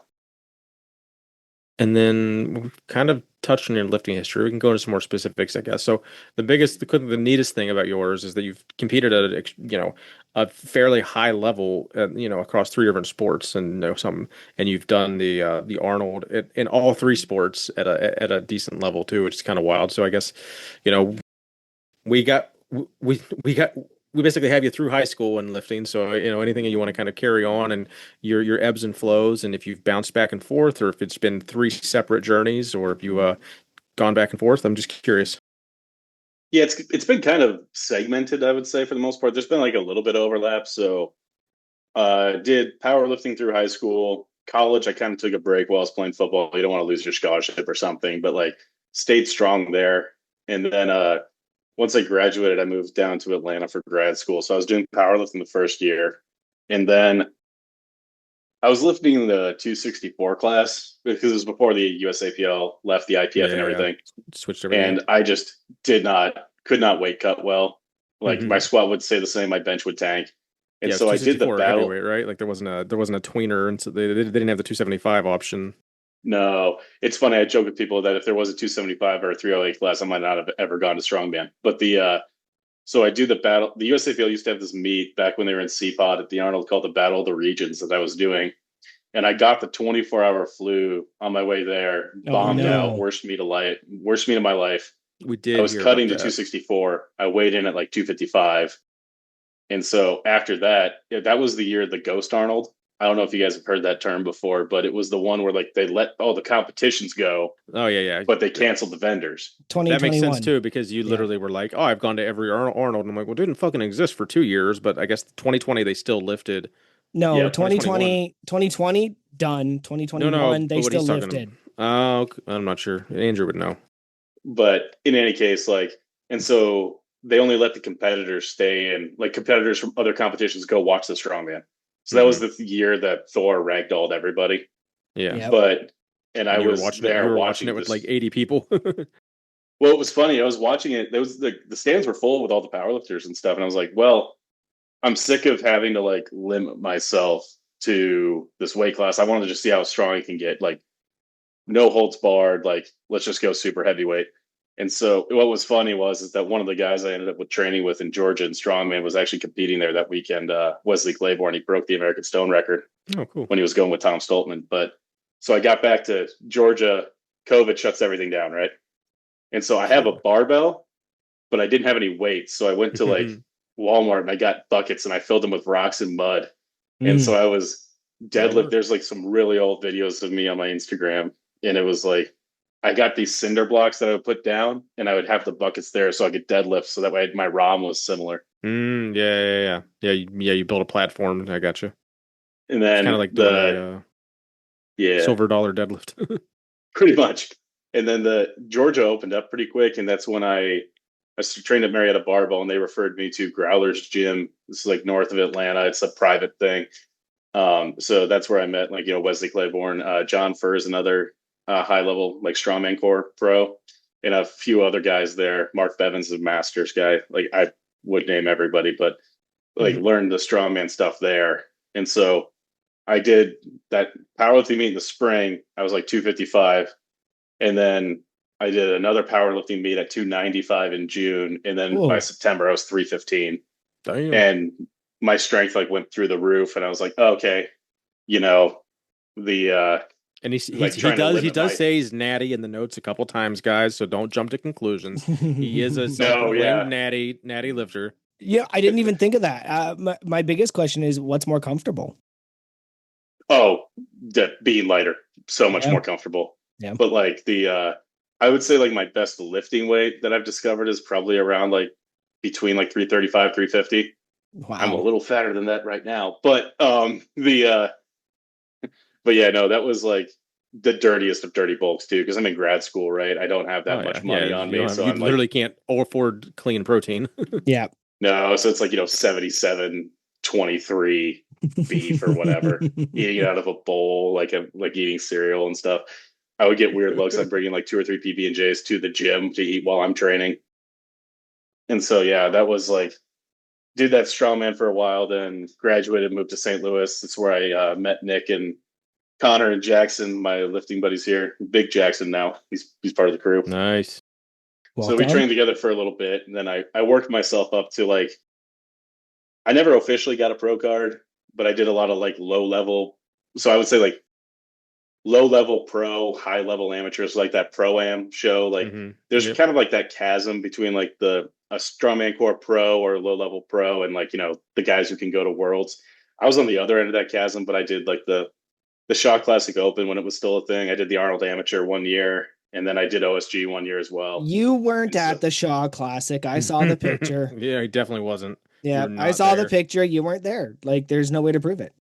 oh god, there's like Yeah, I two got or three of those photos, and it's so bad. So the first year, there's two photos from the Shaw Classic that were bad. So there was 1 year where like they had all the open guys come out first, and I'm 6'1", 6'1.5" on a good day, and I'm like the shortest guy there.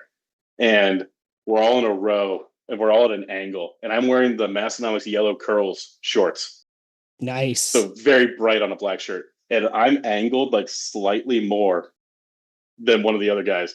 So I look like a Charlie Brown character from the side, like ridiculously fat. Whereas like everybody else looks fine. And they had that picture on their website banner for a while, and I'm like, oh God, it's so bad. But the second year picture is the one that's the worst because I had to get back to work on Monday. So I had a late Sunday flight. And so what they did was they did like the awards presentation for the Shaw Classic Open that second year, like during the pro show, but it got delayed or everything. So I had to leave. And so then they take a photo with all the guys who are competing. And I think of the 16 guys in that photo, like, oh, I don't know. Like, I don't remember if Tom Evans was in that one or not, but like Tom Evans, Tim Buck, uh, James Jeffers from Canada, like Wes Derwinski, a bunch of guys who have competed at Worlds. And all of them, like every now and again, they'll post this photos, like, look at all of us before we made it. And I'm like, I was in that competition. I'm not in that photo. So that way I could claim at least like some valor from that. But and what even stinks. Look at my iron podium, god damn it. Yeah. Well, I wish iron podium was a little more like open powerlifting as far as like yeah, user friendly for someone to just look at. I mean, we can go find our results, but you got to click through each individual thing, and I'm not paying for premium, and no one else is. I mean, no one can get the free experience of open powerlifting because I don't think open powerlifting is going to exist forever either. But sorry, that's just And I did like just good enough to make it on Strongman Archives, but I not good enough to have a picture on there. So I'm in like that classic area. But no, it was also funny because I was on work travel and I had the first 2 years of the Shaw Classic, there was an online qualifier. It wasn't like you could just sign up and do it. Mm. And the second year, they gave us all like athlete bags, and they were like a different color than the ones they did later. So it's like kind of like a cool thing. And then I had it carjacked. I had it stolen from my car. Oh, that's fucking. And lame. so my work paid for all the stuff in the car in the bag, which is great because it was like hundreds of dollars of lifting gear. But you can't replace that bag. No, and now my buddy Nick, who's competing high level strongman, those guys, whenever we're meeting up with those guys, and he sees one of those guys that has a bag like Bryce Johnson, he's competed at Worlds and everything. They'll take a picture of that bag and send it to me. Do you got one of those? Yeah, motherfucker. It's just like I had one of those. That's so shitty. But yeah, it was. Now I feel bad. Yeah. You weren't there. Yeah, exactly. that's a good story though. Oh yeah. All right, so that got you. Jeez, a screenshot in our notes. That's wild.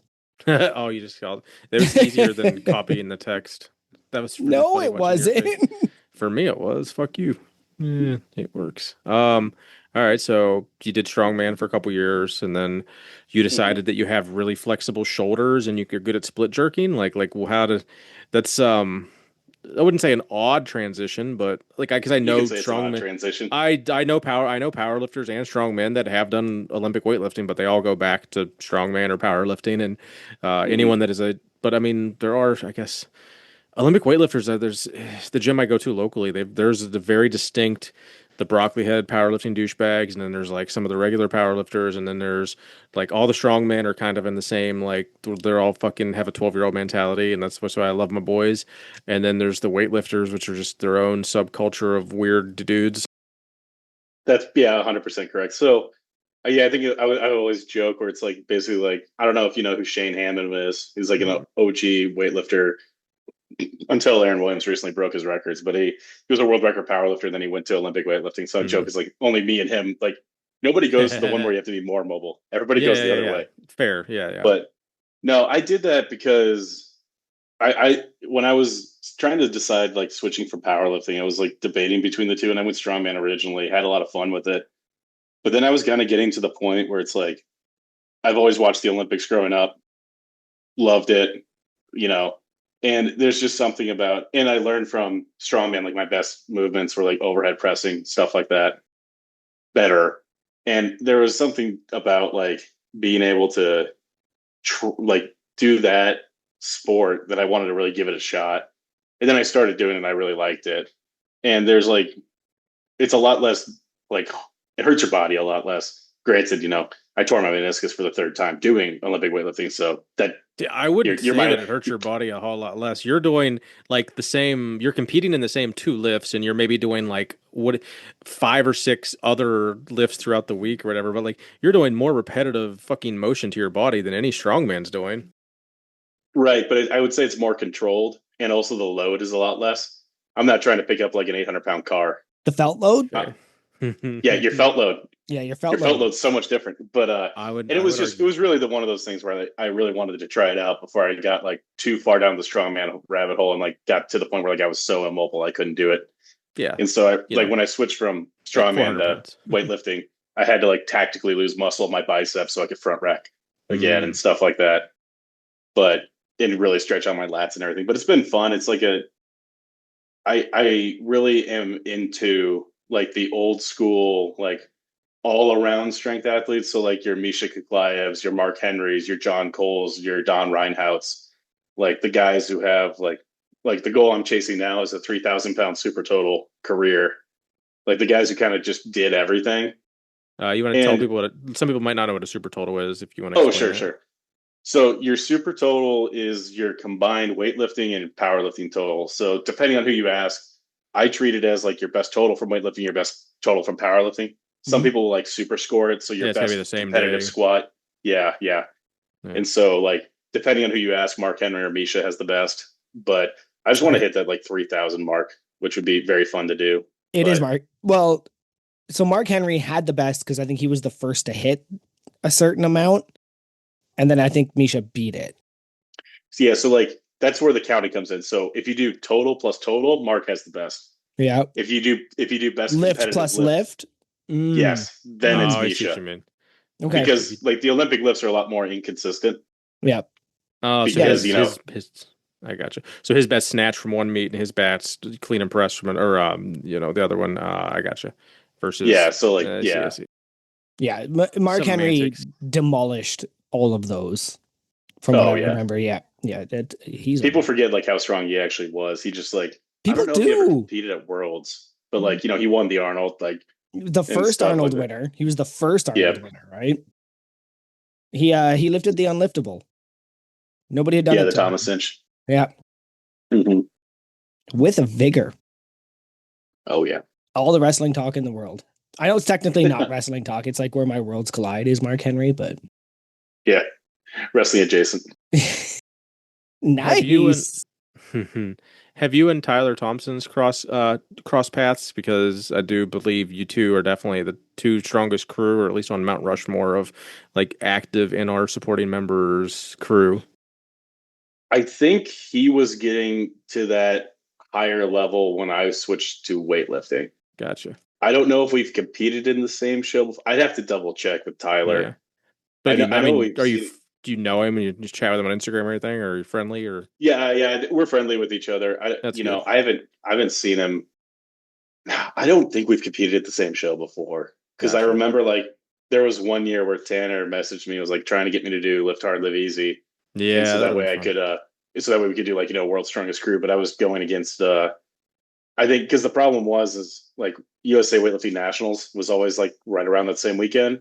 Hmm. And the past 3 years, I just have this bad habit. I keep hurting myself. And Mhm. so this is, it Well, just never worked out. didn't you tell me you're hurt going into this competition too, or am I Oh, yeah. misremembering? Yeah. So was it last year I tore my meniscus for the third time at the Arnold. Mhm. And then I sprained my wrist like a little bit ago. So spraining your wrist is the worst. Like, it's the worst injury for weightlifting because it's like, it's Yeah. not that bad, like walking around, but you can't front rack or hold the snatch or anything.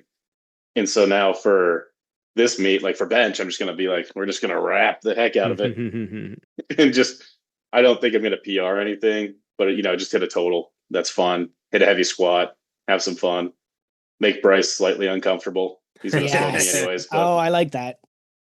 No, he's actually, going to beat me, but like, it'll be like, What I'll is be your within the same zip code. today what's your today I was doing axle press and I happened to open Mhm. Instagram on my wrist, and wrist? actually, yeah, those are combined here. And it was a video of trigger warning, showing how you should wrap your wrists starting here Yep. at the palm and like work your way down like they're war wraps. And I'm with me because I have you might not know this, but I have like tendonitis and Oh, yeah. everything wrong with my arms from the shoulder down. I have in both arms. And I'm like, oh, okay, I'm going to try that. It was amazing. I went from Mhm. like an 8 RPE down to like a 7 just doing that alone. Right. So, like, yeah, Oh yeah, yeah. those wraps can really, like, if you can use them, it's strong, man. So, like, ain't nobody going to stop me if it touches the barbell. Yeah, yeah. If it touches the barbell, fuck your lights. But like, yeah, yeah, that was like kind of like in the middle of a workout, having that sent to me was like life changing. I also did like one of Hmm. the biggest days I've done at work in a long time too, right? That always get you. I work indoors, literally doors. So like my job is, Oh, yeah, it's like Yeah, he somebody, said that's that funny. like a That took me a douche second. to get you. I think I don't know if he yeah, did it on no, I purpose, didn't but do it on purpose. it Um, sounded like it. like At my work job is again. literally a company will order a series of doors and I have to go find them, put them on a skid pallet, and deliver them to them. And a 600 door day is a lot of lifting doors, Mhm. right? So I did 600 doors today and then came home and worked out and like I was dead tired, but that wrist wrap thing was fucking dope. I don't Oh normally yeah. like the trigger warning conjugate stuff, but like that was awesome. I'll keep doing that. Mhm. Big Monty, best powerlifting total all time, I guess. I'm curious where people like to hear numbers, and if you said you're right up there with Bryce, that's so you have you total 2K or you're right. I know you said you're not going to hit. You said No. you're not as strong as you would be in your past powerlifting career, but Yeah. So I would say the best total I ever hit was 1967 the way with you said no, the way you said no, like Yep. no, I haven't even come close to 2000, motherfucker. Yeah, You're 1967. like It was in one fucking jump 2022. away from a fucking two that you were. I was one Yeah. pull away. Yeah, Yeah. The that was 2022 you hit that. Yeah, so that one was like I hit that one. I only weighed 325 then, but the so I had a good squat. I almost tipped over with 750. I had 3 so 326.5. yeah, I was doing so I was doing wraps but no suits for that one because I was like, I wanted to get some records or something. I can't remember Mm. what, and I just kind of did it for fun. But in USAPL, you're only allowed 2 meter wraps, and so I had these really stiff, like gold, like the Titan gold ones.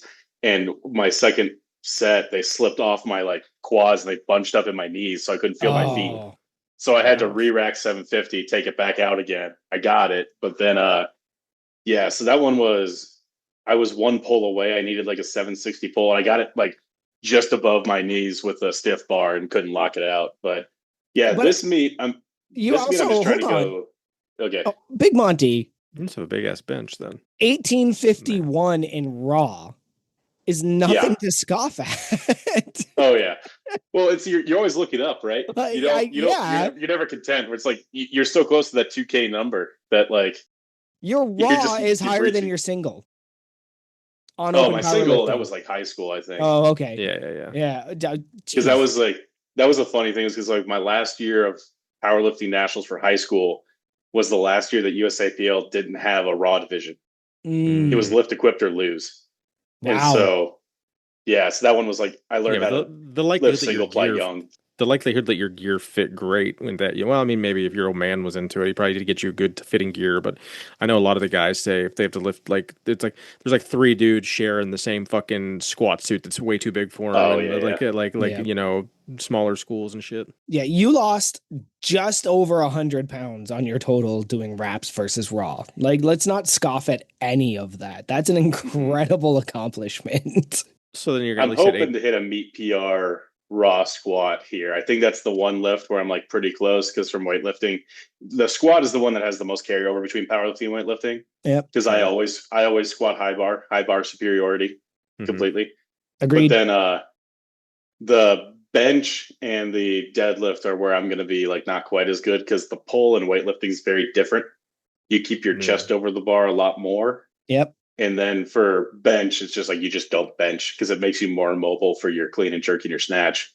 And so my goal on the bench is to hit something above 400 pounds and not tear it back. Those are my There two you go. goals Those are for good bench goals. press. Don't hurt Good. yourself. That's a good goal. Yes, yes. There you go. So I'm hopeful for at least ideally like a 750 squat, and then bench like 420 ish, and then pull anything above 7. I'll be happy.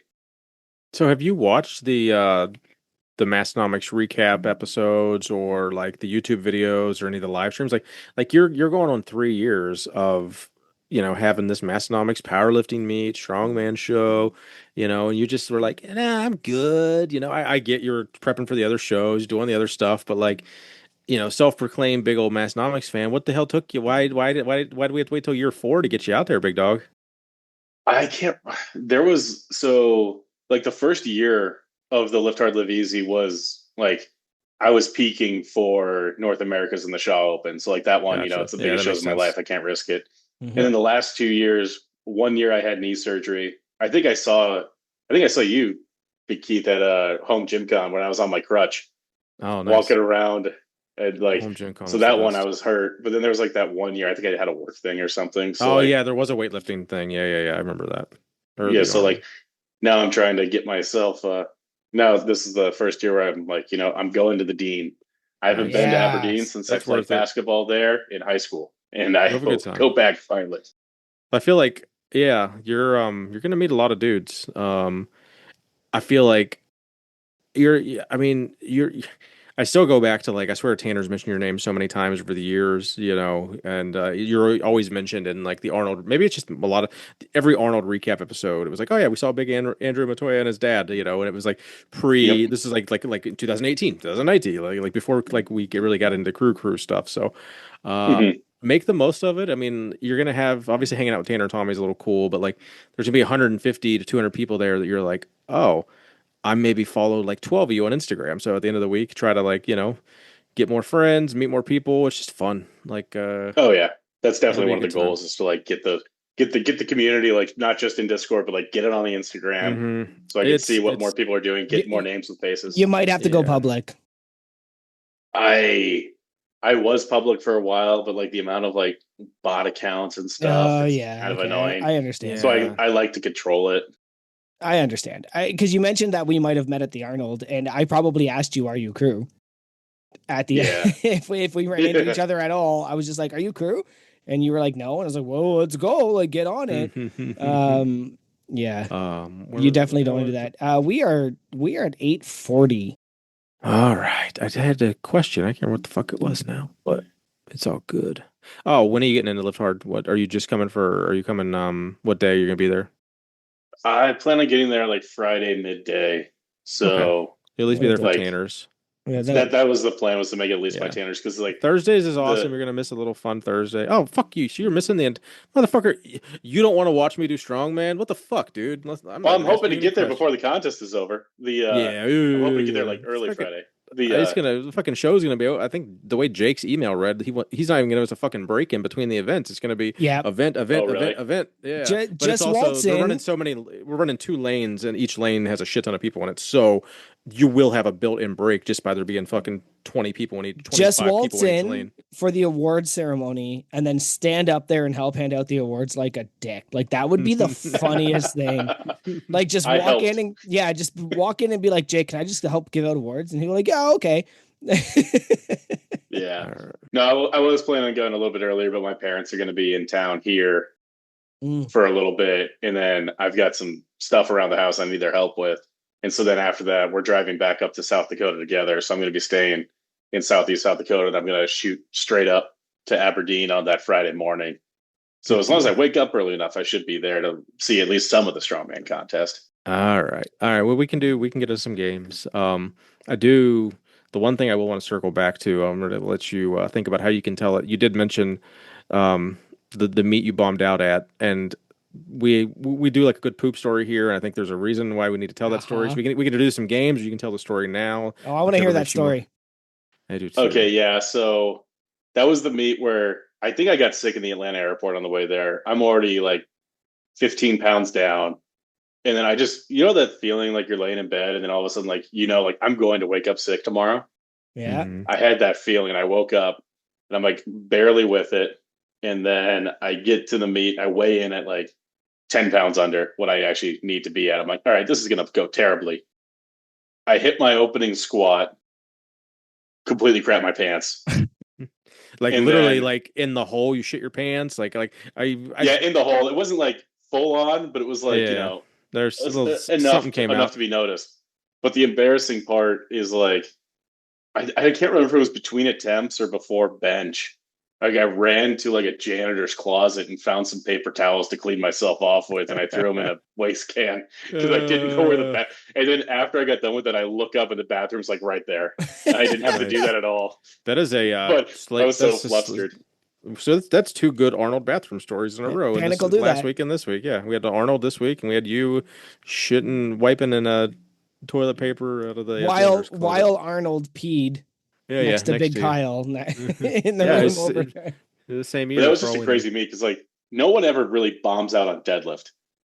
That's like not something that I happens all that mean, I've often. seen it, but you got to be Yeah. stupid and you got to hurt yourself or fucking open like at 95%. Yeah. Oh, Or you get but embarrassed because you crapped yourself on squats and you're trying to save face. yeah, But but then, deads be like that. Like, I mean, I yeah, legit like I miss 405 like randomly all the time, and I'm like I can fucking pull like 60 more pounds than that. So it's Yeah. like, why the fuck did I miss 405? I can, like, I know I can deadlift. I fucking axle. I doubled an axle at 455, and I just missed fucking 455 on a goddamn whippy deadlift bar. What Yeah. the fuck? Yeah. Last week, Hmm. 365 for 3 was the hardest deadlift I have done in 5 years. I'm like, what the hell, dude? Like, All yeah. right. All right, Big Andrew. FMK. We're gonna hit you with some food here because there was some weight. There was some lifting ones. I think we've talked with lifting to death. I don't want to keep going down that hole. FMK. Regional burger chains. So we got Culver's, Whataburger, and In-N-Out. all Have you right. had all of So those? Are those? I'm assuming yes, those are ones you've had because you've lived in a few different places. Because those aren't all in the same place, right? no, they're not. So I got you. Culver's Midwest, In and Out West Coast, I've only had Whataburger like Culver's out of that. I've Texas. only had Culver's out of that list personally.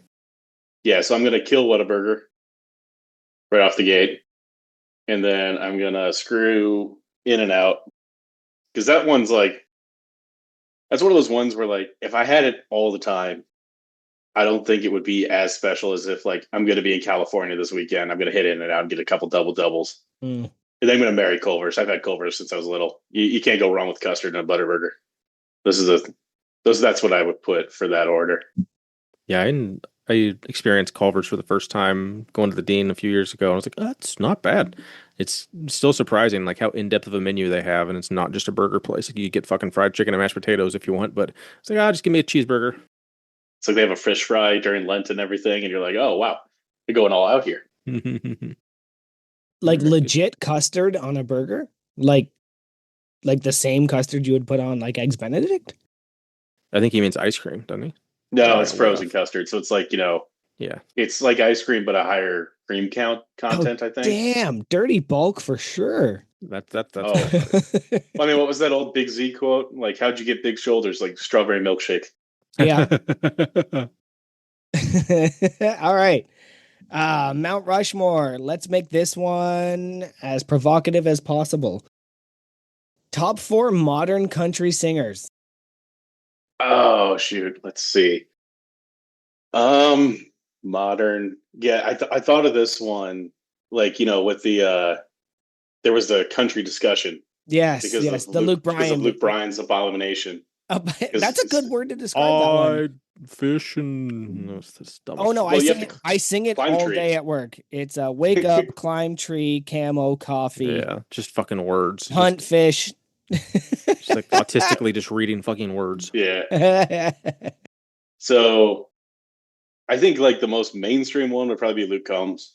I think he's Uh-huh. mainstream, but still has like a soul to it, and he's a dang good singer.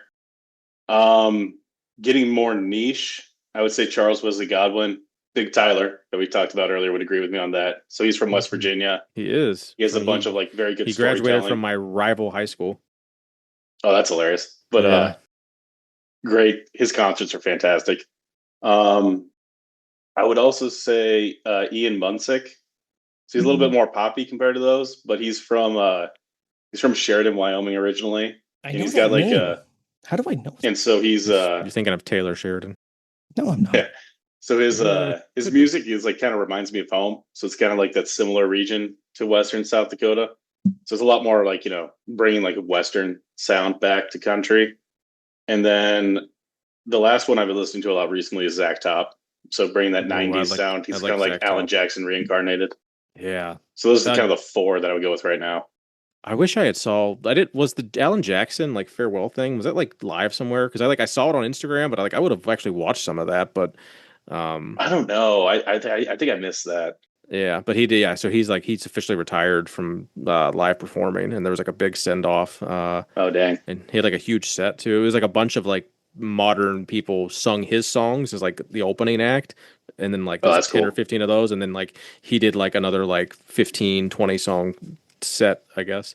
That's what But Ozzy did. Then he died like a week later. well, I really hope Alan Jackson has a little bit of an extra life because he's got to be Hmm. fucking. How old's Alan? He's got to be 70. He's fucking. I didn't want to look that up. I saw Alan Jackson live in West Virginia, in Charleston, West Virginia, in like 2025, and he was like not young then. Mm-hmm. Or sorry, 2005. I just said 2025. 2000. All right. Uh, well, Joey, do you got any affiliates for him there? Sure do. Hit up Barbell Rescue. Um, Great company for cleaning your barbells. I use it constantly. Not a lot of people know, but you can also use that to help put on your 3-in-1 or whatever you use. If you're using anything other than 3-in-1, maybe use his oil as well because, the WD-40 kind of smells after a while. Use code unpaid there, get your 10% off. Pretty much covers the cost of shipping at this rate. Home Gym Con, if you don't have your tickets by now, I don't know why I'm still pitching this to you, but you can still use code unpaid to get your tickets. Jake And always says everyone buys their tickets the last couple weeks. Yep. Well, use code unpaid to get those tickets and you save, what is it, 10%, Keith? Yeah, I believe. Yep. And of course, Gym Radar. I do not have a code for you, but if you are listening to this and you're not on Gym Radar, what are you doing? Get on there. Get your gym on there. Review your equipment. Put your equipment on there. Couple things that are really great about it. You get to see other people's reviews, talk to people about the equipment they own. Really cool for your insurance. If something was to happen to your house, you have photos of your gym, you have photos of all your equipment, stuff like that. Like there's multiple levels to how great Gym Radar is. But most specifically, you get to put your gym out there and share it with other people. There is a rumor those guys at Gym Radar, whoever they are, might be at Lift Hard Live Easy. It's not confirmed yet, but there is some talk that they might put an No, appearance in at they Lift don't Hard. have the time. They've got to get to Home Gym Con. Do you think they're busy doing all the little things for Home Gym Con? Do you know how hard it would be to be at the Live Hard Live Easy and Home Gym Con and still have a good presence? That would be impossible. I'm one of you the don't even only have a people that booth. do know Imagine that. how hard Yes. that would be. Yeah. So good Hey, luck this to will be those guys, whoever This they will are. be the first year with a booth for them, or whoever they are. All right. Well done. Well done. Big Monty, unpaid or underrated? Game you're familiar with, right?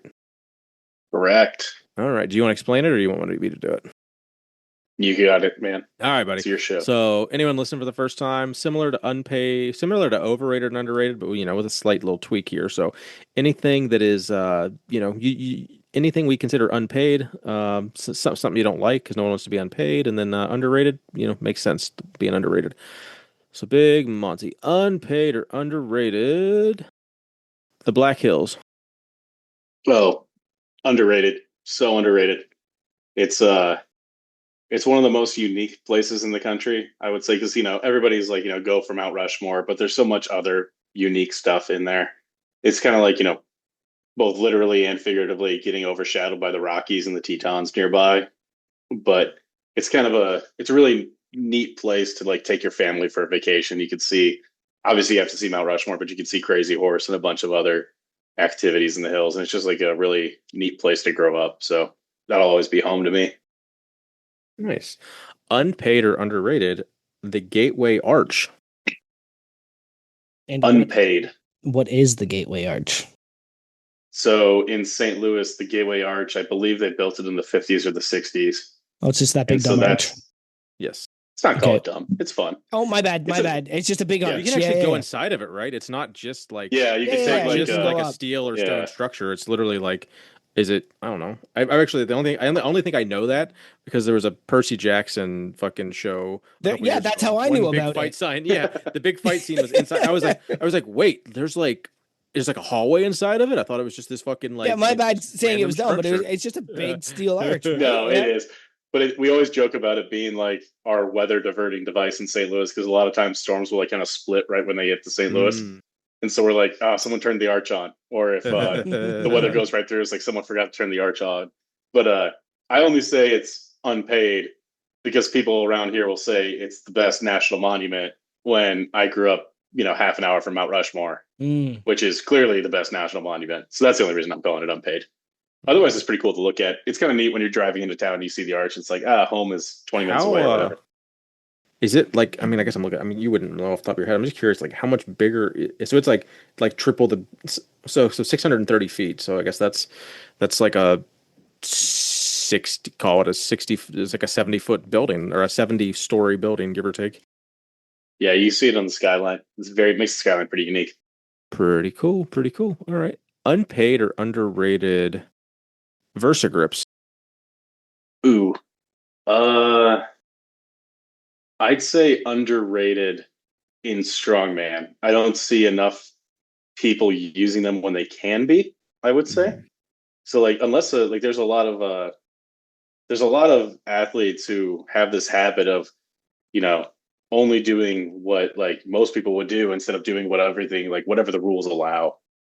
So like take for instance, I think it was Lucas Hatton at America's Strongest Man last year. They didn't say Versagrips were banned, blazed through the deadlift way faster than everybody else because he could strap in. And I think they're really handy for like doing accessories and stuff. I don't think it'll make or break you, but I think they're underrated and they kind of get a bad rap in general because they're kind of pricey. But if you get like the knockoff brand, I like or whatever. You might motivate me. I got like one more like 80% deadlift this week. I probably should have done it already, but I might throw it in Friday real quick. And I hate deadlifting on a deadlift bar with figure eights. Like I really, really don't like. I love figure eights for my axle, but I just don't like figure eights on a bar. I don't know why. So, and I've like historically used Versagrips. Now you're in my head. I got to think if I want to actually just fucking. I'm gonna have to get like one session working up to like 80% or something with the Versagrips and see if I like it. So Because Jake says what's no a Versagrip? So it's the one where you have like a Velcro strap around your wrist, and then it has like a piece of cloth or like a leather, kind of like a grippy thing that goes under it. So like the strap holds on that way. It's kind of similar to like it's kind of similar to Olympic straps. Okay. Except they're a lot more grippy.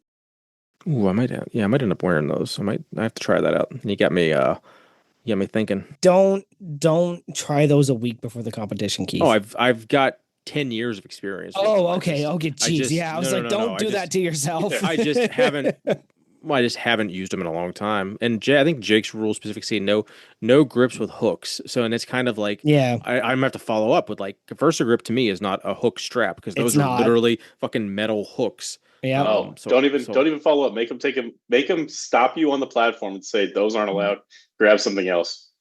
Just go for it. Yeah. No, the hooks are like those ones where they actually have like the little tongs or whatever. Yeah, I've seen that. Okay, because that's what I thought you were talking about. No. Okay. Yeah. Geez. Yeah, Versagrips just. I've worn them for years before I got efficient with like hook grip and stuff. But yeah, I had those, but they cut off the circulation in my hand, and I just couldn't. It wasn't doing good for me. Yep. Okay. My turn. I did 3. If there's a bunch of good ones left when you're done, I might throw another one at him. But I'll leave you some good ones. Okay. Unpaid or underrated? The overuse of belts. Oh, that's so unpaid. It's like I even get on my own dad about that. I think it's actually so there was a little period of time where I think there was I can't remember what year at the Arnold, but it was the year that JF Carone he tore both his quads. Oh, that's fucking horrible. Oh yeah, you made me think of the video 4 or 5 years ago. Yeah, and it was so after that he took on more clients, and he was the first ever strongman coach I had, and I worked with him for a couple of months. He got me over my deadlift plateau, and one of the things that I'd already been kind of doing, but he kind of taught me as well, was like use your belt when you have to, not just out of habit, Yep. Really, it really focuses on building up your bracing in your core. And I already had that kind of because my college football team, we weren't allowed to use belts at all in the weight room, no matter what. Like I was trying to squat like 615 for 2 without a belt, just because like the guys who were new to lifting would use them as a crutch. Yep. Like he would let me use my knee sleeves. So I was going knee sleeves, no belt, which feels weird. But it really helps. I honestly I would take knee sleeves, no belt over. I would do that too. Sleeves, yep. Just with like the crunchiness in my right knee. I remember if I can share a story, I remember being at a powerlifting meet, and I think it was my second last one. And there's people, they're literally using a rack to Mhm. tighten their belt so tight for deadlifts. And I'm watching them and I'm going, what are you doing? Like, you shouldn't, first of all, because you're going to bust a rib. And Mhm. second of all, like, do you just not know how to deadlift? And I think it was right after that that I just stopped using it until I got to like 80%. Mhm. Right. And now my belt doesn't fit. So I don't have a choice. I just don't get to wear a belt because you might not have heard this. I lost like 15 pounds in a month when I got Oh, my new nice. job. So my lever belt no longer fits. So I have to wear my prong belt, and I hate my prong belt. So the only time I ever wear my belt now is for axle cleans, right? Because it helps a little bit. Yeah. Um, Your but belt doesn't fit for the opposite reason of mine right now, currently. yes. But I can distinctly remember just watching them, and they've got the side of the belt and they're like pushing it so tight. And I'm just going like, I don't think you know how to deadlift at this point. Like, and it just blew my mind. And I pretty much stopped using my belt at that rate. Mhm. Um, Unpaid or underrated? Well, what about a soft belt? Should I buy a soft belt? Oh, if you're a strongman, yeah. Damn 100%. it. Damn it. I I don't 100%, wanna. yeah. I You'd wear a don't soft belt want and to never wear spend a more leather belt money. again, and you'd be fine. Well, you just Yeah. got to see if someone can I guess it depends on like, if you have like somebody near you going to home gym con, I think I don't know if all of Shaw's stuff is going to home gym con or Yeah, if I it's just know. through. I know he's having a booth there. I don't know what he's bringing from Evolution. It might just be more to sell fucking So I was supplements than at it is to Lori's, sell gear.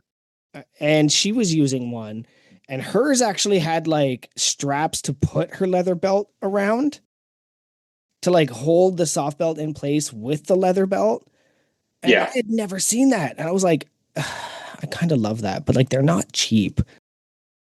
Yeah, No, you're and you got to looking be like careful though. $100. I ruined my first soft belt because I forgot like my first ever strongman show was Georgia's Strongest Man. And it was a platinum plus back in the day. And I was putting on my soft belt for stones before I realized like I really don't need to do that. Mhm. But I put my tacky and my arm sleeves on Mm, first. Oh And so I got no. tacky all in the Velcro, and it just like yeah, don't do then that. the belt wouldn't stay in place unless I had my leather belt over it. Yeah, Yeah. I absolutely hate tacky. That's why I was saying like Keith, don't try something new because I did that I did my first ever stone competition like 3 weeks ago, and it was the first time I tried tacky on an Atlas stone Ooh. shoulder. And I do not recommend. I do not recommend it. Everybody was like, Mhm. "Are you sure?" And I was like, "Well, you're all doing it, so why wouldn't I?" And it was the most uncomfortable feeling. Um, Unpaid or underrated? I'm gonna love this answer. Trap bar deadlift. Oh, I bet one of my lifting buddies put this in there. I so unpaid. It's I have my disagreements with Rip from Starting Strength, but his hatred of the trap bar deadlift I share. I Mhm. don't I don't know why my proportions, and I'm a big squatter, but like my trap bar deadlift it's not bad, but I You're not always good hurt at it? myself on it. Oh, I what I high or low always handle? Well, you said the only the one you have. Like, what are the? Is it like a weird height or something, or a weird width? Like, no. So it was. I think the reason why they put this in there. So it was the year. So there was one year when I was training to do North Americans. I was a reserve because my coach knew the folks, and there were some people who pulled out. So it was the first year they brought back North Americans after COVID. And so I'm training for what I think is going to be a side handle car deadlift. So for the Canadian shows, they don't give you like many details at all. And so I'm thinking it's going to be a side handle. So I'm like, well, if I just get strong with the heavy trap bar, this will be good. yeah, And that makes sense. so I was going like I was trying to hit like 805 for reps on trap bar. I get the first rep, I put it down, I go to the second one, just feel that nice little pop in my low back, just like every other Mm, time I've done trap bar deadlift. Mm-hmm. And so I had to yeah, do my back feels I great did doing North the trap Americans bar. and the Shaw Classic Open that year. I did those both in the span of a month, which was a poor decision, Sure but was. it was fun. But like You'll it threw skip my lift back hard out. easy, but you'll do 2 fucking shows in 30 days. You dumbass. That I'm was debating. lift hard, No, lift easy was after that because I learned my lesson. no, yeah. But the so trap bar deadlifts are unpaid. I have a saying. It's that the trap bar is an amazing implement for everything but deadlifts. Yeah, it's a great quad accessory. Yeah. Yeah, I use mine for quads. I use mine for squat accessory. I use mine for zerchers every once in a while, I right? even think for Everything like except GPP deadlifts. deadlifts, like something light, like some Yeah. if we're doing this like for conditioning or whatever, but like whenever I'm pushing heavy weights, like it was like the last strongest man on earth. They had a max trap bar, and I'm seeing those guys do over 1,000, and like my vertebrae are shaking in my back just even I like looking at trap them do bar. that. So I signed up to volunteer at provincials, which I think is nationals. Whatever. We won't get into that. But the reason I didn't sign up for the show itself is because they have a 500-pound trap bar deadlift. And Mm-hmm. I just went, ew. Even if I thought That's the correct answer. even if I thought I could do a single 500-pound trap bar deadlift, I don't want to. Like, I just I have love. no interest in that. I And really like trap bar. I don't know why. you're welcome to it, but I think I'm with Andy on this one. Like, no, I have no patience. But I think what it started as, my impatience for the trap bar deadlift, was talking to people who are like dealing with like personal trainers at commercial gyms, Mm-hmm. and they're programming trap bar deadlifts as a deadlift accessory. And Oh, that's crazy. I kept going, no, no, no, no. And they're just like, well, but my trainer says. I'm just like, no, it is not. It is not a deadlift accessory. It is a completely different movement. And yeah, I don't know shit. I'm not a coach. I don't have no degrees. But I can tell you right now, I can do a 400-pound deadlift tomorrow if I felt like it. And I would never use a trap bar to train for it. Like, not once. Because it just hits every muscle differently. Sure, they're fun for other things, but no. Anyway, I don't know. I put it on my deadlift day like at least once a month typically, just because I'm not gonna. I've historically hurt my back deadlifting, so taking like one deadlift session out a month or something and just putting a trap bar in that's an adjacent lift. I don't see an issue with it. adjacent's a good word. I just don't think, like, It's deadlift adjacent. if somebody said to me, "Hey, I want to deadlift 3 plates. How many trap bar deadlifts should I do?" I would say 0. Like, I would just say 0. Like, you shouldn't at all. You should implement those on squat day. But again, not a coach, don't know what I'm talking about. In my incorrect opinion, but what do I know? I think is what I'm supposed to say here. Did you ask? Uh, I got one more. If you don't have one, or I think I have one I don't know more. how many you've. We've been having too much fun. Did I do It's 2 all or good. 3? I peed and came back, so I don't know. Unpaid or underrated strawberry. Oh, completely underrated. The best fruit. There can never be. They are so highly regarded that they can never be underrated. They are the best. They make all other fruits bow and shame. Agreed. I have a big bush in my backyard full of fresh strawberries. It's the best. That was really funny. You cut out, and at least on my end, it was I have a big bush, and then it was just nothing for like 2 seconds. And it was the funniest thing ever. That's also true. I figured it would be. You ginger fuck. All right. That's also true. I'm gonna throw one at you because it's relevant. And I have a quick story, I guess. But unpaid or underrated tacky towels, Ooh. or only being able to use it, only being able to use a tacky towels in general. I guess we can kind of take it a couple different ways, but I would it's say relevant. unpaid. I haven't found a good one. Mhm. Like the only time that I've ever gotten a tacky towel to do what I wanted was when I had like there's a company from Denmark that makes really good spray tacky Mm. that you can use. The only time I've ever had luck with a tacky towel is when I put like spray tack in with the tacky towel to like Oh, make the like adhesive a little bit in better. advance. That's so like you kind of doctored one before. I guess Yeah, that was that's just not like for a against the training rules, session. right? Like that's What? No, that it's was not for a against training the. session. Oh yeah, that's fair. Yeah, but like I'm talking about like the only time I've ever gotten a tacky towel to do what I wanted to do is when Mm-hmm. I use it Just with something spray different. Yeah, tacky yeah. in a training session. But like I feel you. tacky towels, like the ones for golf, like I've never had any luck with those. Yeah, I had to, so we have a mystery event called Rocks, and Yep. on our podcast, I had Jake and his wife on, who are like the meet directors for it, like 6 months ago, and I know definitely said no tacky, and he's saying that he told us tacky towels are okay. I have no memory of that. Nonetheless, I do feel if I knew that 6 months ago, I would have bought tacky towels already and trained with them and learned how to use them. So I could have just completely misheard him or not heard him, or he didn't say it. Don't know. Doesn't really matter. But anyway, 15 people, or well, at least 15 people ordered tacky towels in the last couple of days because Yeah. he actually said, yes, tacky towels are allowed. And no one knew that before. So, from my outside observations, very possible, Jake, you did say it and I just didn't hear you. But nonetheless, a lot of people have bought tacky towels in the last few days because it's the first time they heard about it that they can remember. So, regardless, Pro tip. I did. Pro tip for that, like when you're going, like have a tacky towel on either side of your belt. So you stick them in your belt before you go. So there was the year I did the Arnold Amateur, the loading race, you were allowed tacky towels. You weren't allowed anything else. Mm-hmm. So that was like when I was training with them, and I got the tacky towels on either side. So that way, like the loading ended up being really light. It ended up not mattering, but like that way you can just like rub your hands down your sides. Oh, yeah, It's I to can see that. retack. Like kind of like the thing where like with the actual tacky where you keep it on like the back of your hand. Yep. You just do that. You keep them in your belts for tacky towels. But like For I for found which, just for don't which open them event? before the contest. Those will actually be okay. For which Yeah. event, bud? An Atlas Stone load. According to Oh, you're talking about Podium, for us. You're talking about rocks. Yeah, it's rocks, but he's it edited does say Iron tacky Podium a few towel times. allowed. He's edited Iron Podium several times in the last It also few says months. and recommended. Yeah, I'm just saying I personally don't believe that was written in there until somewhat recently, or if it wasn't announced.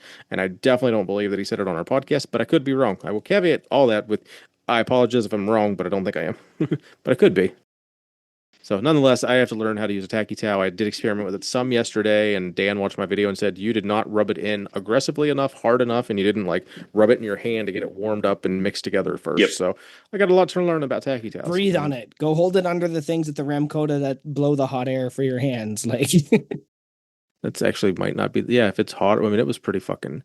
At this point, though, like, no, I just hope the AC's cranking in there because sweat is going to be the biggest enemy of not having tacky and doing some kind of stone thing. My forearms get so fucking sweaty and wet that, like, I don't know. We'll see. It'll be a good time. But yeah, you passed. Well done. just ask Tommy for his chalk. That's all you have to. Yeah. He's gonna have lots now. He's a huge fan of chalk. All right. I guess it's time to turn it over to you, Andy. What do you have for us? All right, so I got two different ones. So I was inspired. I think it was last week where they brought back the silly goose question. I've got one silly goose question. I've got one FMK for you guys. Love it. All right, so silly goose question. So this is favorite style of pizza that's named about geography, but you have to live there for the rest of your life.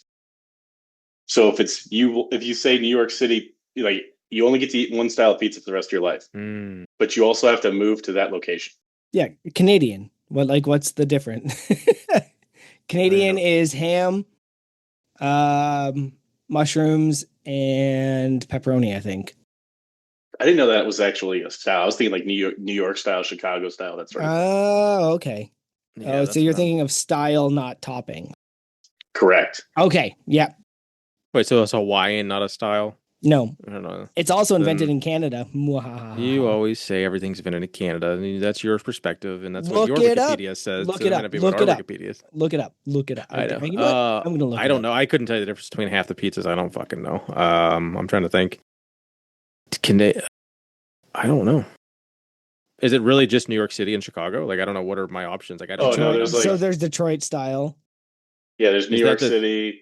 There's actually a St. Louis style pizza. There's a bunch of different ones. I like a greasy pan pizza. Like, where's that at?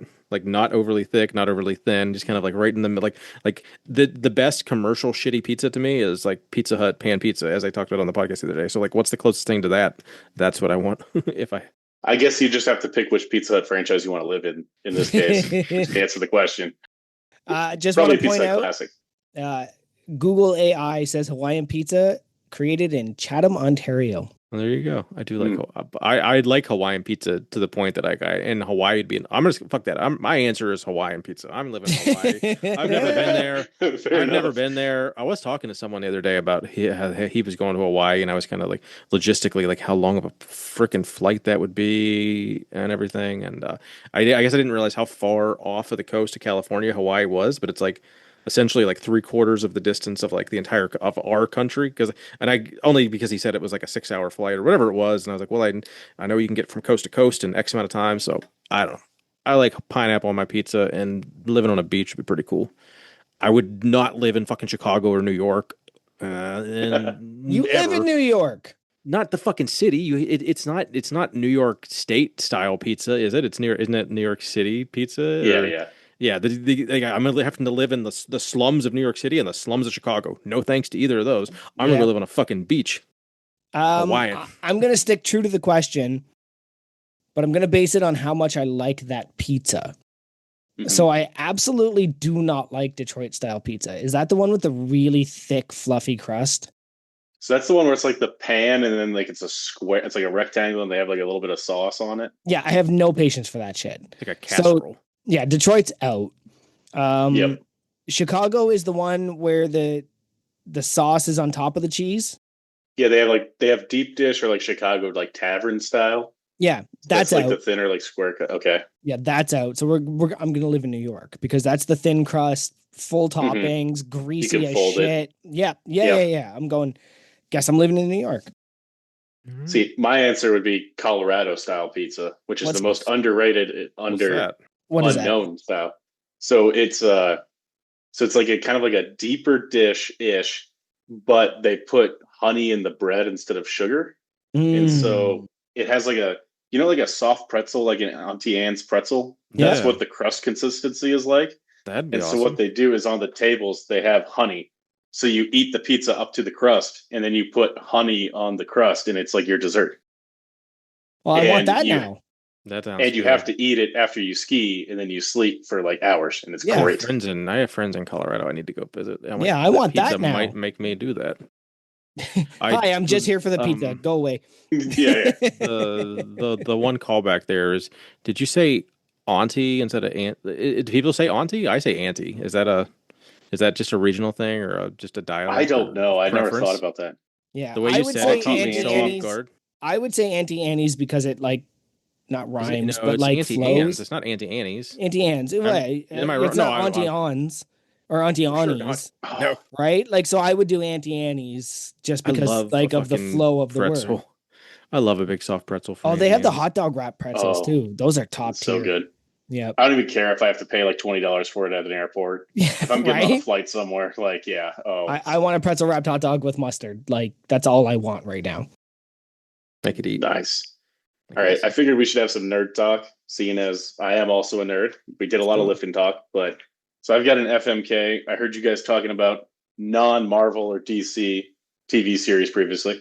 Okay. And so I'm doing an FMK, Marvel, DC, or all other superhero franchises combined. Hmm. Then you have to figure out how you arrange those. Movies and shows, everything. Or Yeah. just shows. Good question. The entire anthology, Okay, so the entire lore. I don't do comics at all, so I'm kind of out on that. So to me, it's just going to be movies and shows. So, I think you have to kill everything else because there's so much good in, and that's tricky too. Because like Marvel would be the front runner of like popularity wise, but is it the best content? It's the most content probably. It's the most amount of movies. DC. So DC are all the shows on CW, right? Or it's WB. I can't. It's CW. But yeah, they got all the CW shows, like all the old cartoons and stuff. And it was all the Batmans and Wouldn't be Spider-Man. Nope. yeah, because Spider-Man's Marvel, but okay, so it's just Batman. Yeah. Batman, Superman, Wonder Woman, all that. And then you throw in the alternative of like, what do we consider superhero? Like, so I would say Invincible, The Boys, any of those other derivatives, I would throw in there. there's some good stuff there then too. I've watched them all. That's the tricky part. And none of them are like great. They're all just kind of like, they're all like 7 out of 7 at best, I feel. I had the luxury of, so my boy, who is 7, is learning to read comic books. He started with Dogman and Captain Underpants and all that. So I gave him my first edition anthology of Thor. So it starts with, back in the 60s when Thor was invented, because like they're kid safe, right? Like back in those days, everything was kid safe. So he's learning to read those. But I also gave him a Nightcrawler, The Winding Way, which is a fantastic Nightcrawler. And he came to me and he said, "Daddy, I love Nightcrawler." Once I learned how to read comic books, I think I really, he said it took him a few minutes, but he's like, I got through part one and I think I want to read more. And I'm like, yes, yes. Nightcrawler's a very safe character, right? Like Nightcrawler's like, he's like a pastor and all of this stuff. He's just going through emotional conflicts and stuff like that. And he doesn't Yeah. do a lot of violence or anything like that. So my answer is going to be, I'm going to marry Marvel. Just because the saving grace of the Marvel series is the Disney Plus ones. The Daredevils, the Punishers, and then the Netflix series before Iron Fist and the Defenders. But like Luke Cage was such a great series. Jessica Jones was a great series. Those are the saving grace of all of those. And you can't deny how powerful the MCU was until Endgame. Agreed. It's fallen off since, but like you cannot look at yourself and say you did not get excited every time a new Avengers movie came out. You're lying to me. If you're at all a comic book movie or comic book fan, you're lying to me if you say, "Oh no, I don't really care." Right? Like even Tommy has seen most of them. And Tommy hasn't seen any of them, right? Which probably lends me to kill DC because DC has a lot of really good animated stuff, Yep. a lot of good comic books. Their movies are trash. The Snyder Cut wasn't bad, but The Snyder Cut was 3 hours long. so's our podcast. Yeah. Well, I mean, and we're more you gotta throw the interesting. what does the Dark Knight trilogy do for you, though? Do you count that?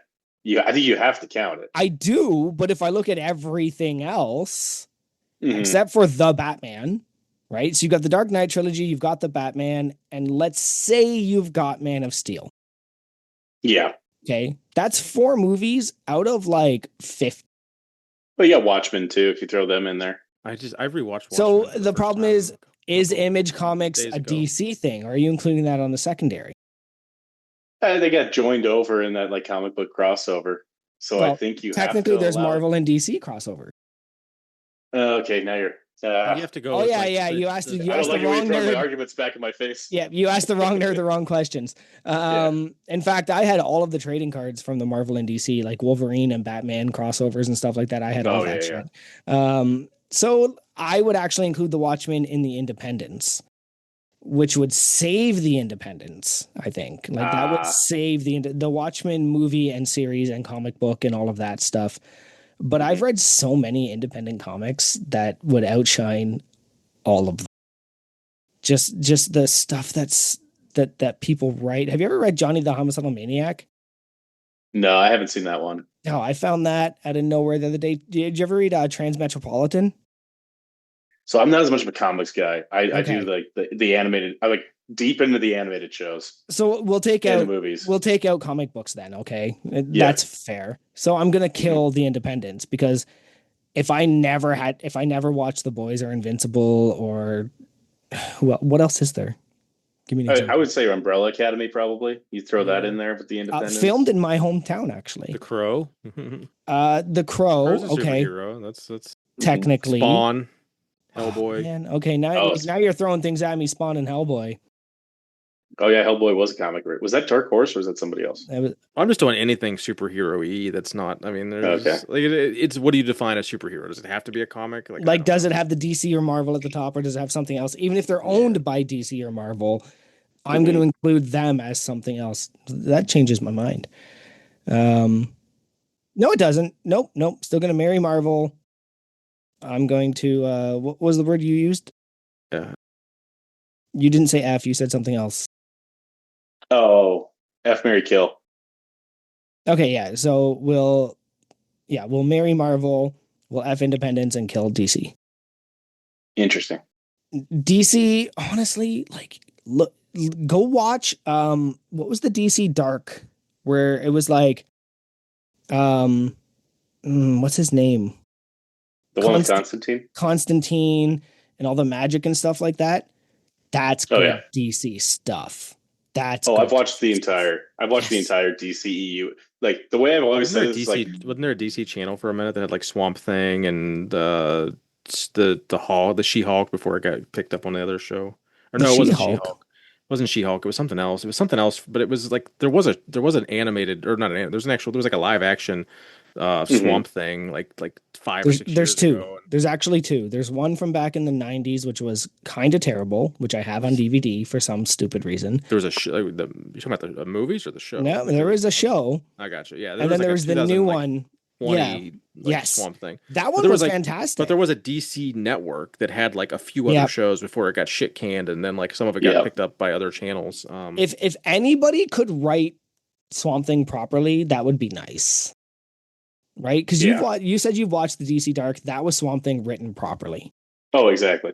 I've always said that DC has the best animated movies and shows, bar none, hands down. Yep. The only Marvel animated show that comes even close was Avengers: Earth's Mightiest Heroes. That was on the Disney Channel, like in the 2010s. What about the What If series?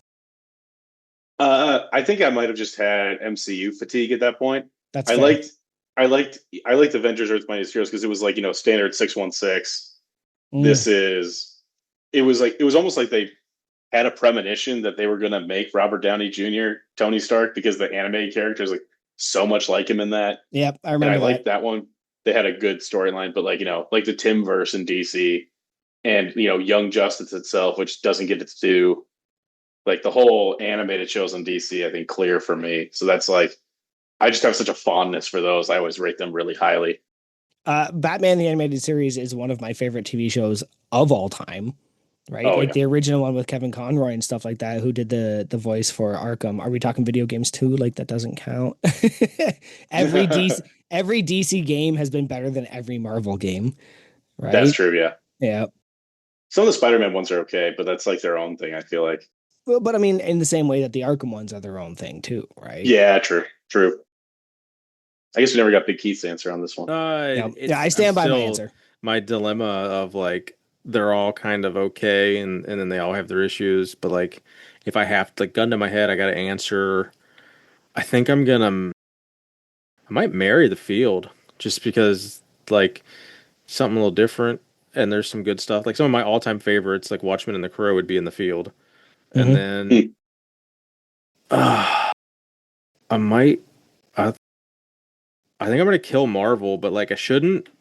But like I think DC might peak. DC might have a couple that stand out more enjoyable to me overall, but Marvel for sure has a better overall like quantity. But yeah, just to be slightly different, I'll marry the field. I'll fuck DC and I'll kill Marvel, but I still like Marvel. Yeah, if I couldn't watch the Punisher series Ooh. over and over and over again, then like I'd be sad. What do you think? Did Oh we yeah. talk about the 90-minute movie that was just basically a long episode that was completely unrelated to everything and he just killed people for an hour? It's unrelated until he comes back in Spider-Man. I Hmm. haven't watched that yet. So that was an introduction to him returning in the new Spider-Man movie. That was the point of that. And it was incredible. Like it was as it's as violent as you need the Punisher to be. There's a certain moment in Marvel, and I know when it was Deadpool 1, where they said you can't be violent. It has to be PG. You can't be violent. It has to be PG. And then Deadpool was rated R and outsold everything. It outsold everything. That's when they let him make Logan. And Logan is, I've said it on this podcast before, an incredible movie that talks about concepts of masculinity and your relationship with your father and immortality and everything like that like you didn't think Marvel would be allowed to make. And that's when they were allowed to make The Punisher and Daredevil. The Daredevil series, like the first hallway scene in Daredevil series. Mhm. Hallway scenes are a big thing in kung fu movies, and Daredevil took it to a next step somehow. Right? So like that's why I'm going to marry Marvel, because if you told me you can never watch one of those again, I'd be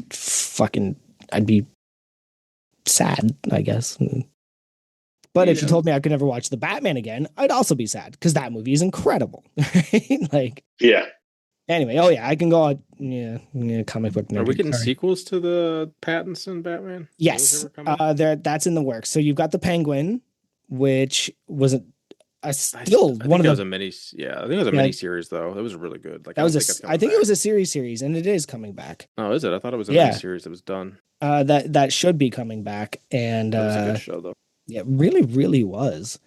So like, there's It's still tough. Like maybe I this is should have this is married. a Maybe I hard should have one. fucked Marvel, but I don't know. I was just I trying to can't stump you guys with this one. So because if you tell me I can't watch The Crow again, even though it's a bad, like it's not a great movie, but like it's The still like the original nostalgia. Crow is it Yeah, still stands up, except for yeah. obviously the terrible scenes in the beginning. I'd have to Um, like if it was between being able to watch The Crow, like or any Marvel movie, I'd watch The Crow 10 out of 10 times, like 100% of the time, just because it's also just, but if you take out, like, if I had a bad memory and didn't remember watching movies as a kid and like the meaningful impact of watching movies from like 8 to 14 or something like that, that like have lasting imprinted memories of your mind, like, I'm sure I would have completely, if I watched all these movies as a 20-year-old, I'd have completely different opinions, I'm sure, but you can't outrun your childhood memories and what those mean to you. So, fair. like, half the shit I say mhm. is nostalgia based, but you can't change that. It's in your soul. Okay, what about the Crow 3? Was that the one with Furlong, or was that Yep. two? Furlong was that was well. I those also were horrible. Like those were the second So one was almost still a movie, but then like the the second third one I one, still seek out. It's hard to find. I think I finally ended up finding it. I can And probably like send me a flash drive. I can send you anything you want so with much nudity, pirates. so much sex, so much like what's the point of this? But it still held some of the emotional aspect of the first one. And then the third one was just like he had short hair and sharp bangs. And like Yeah, what are you in I'd a watch the fur TV. coat?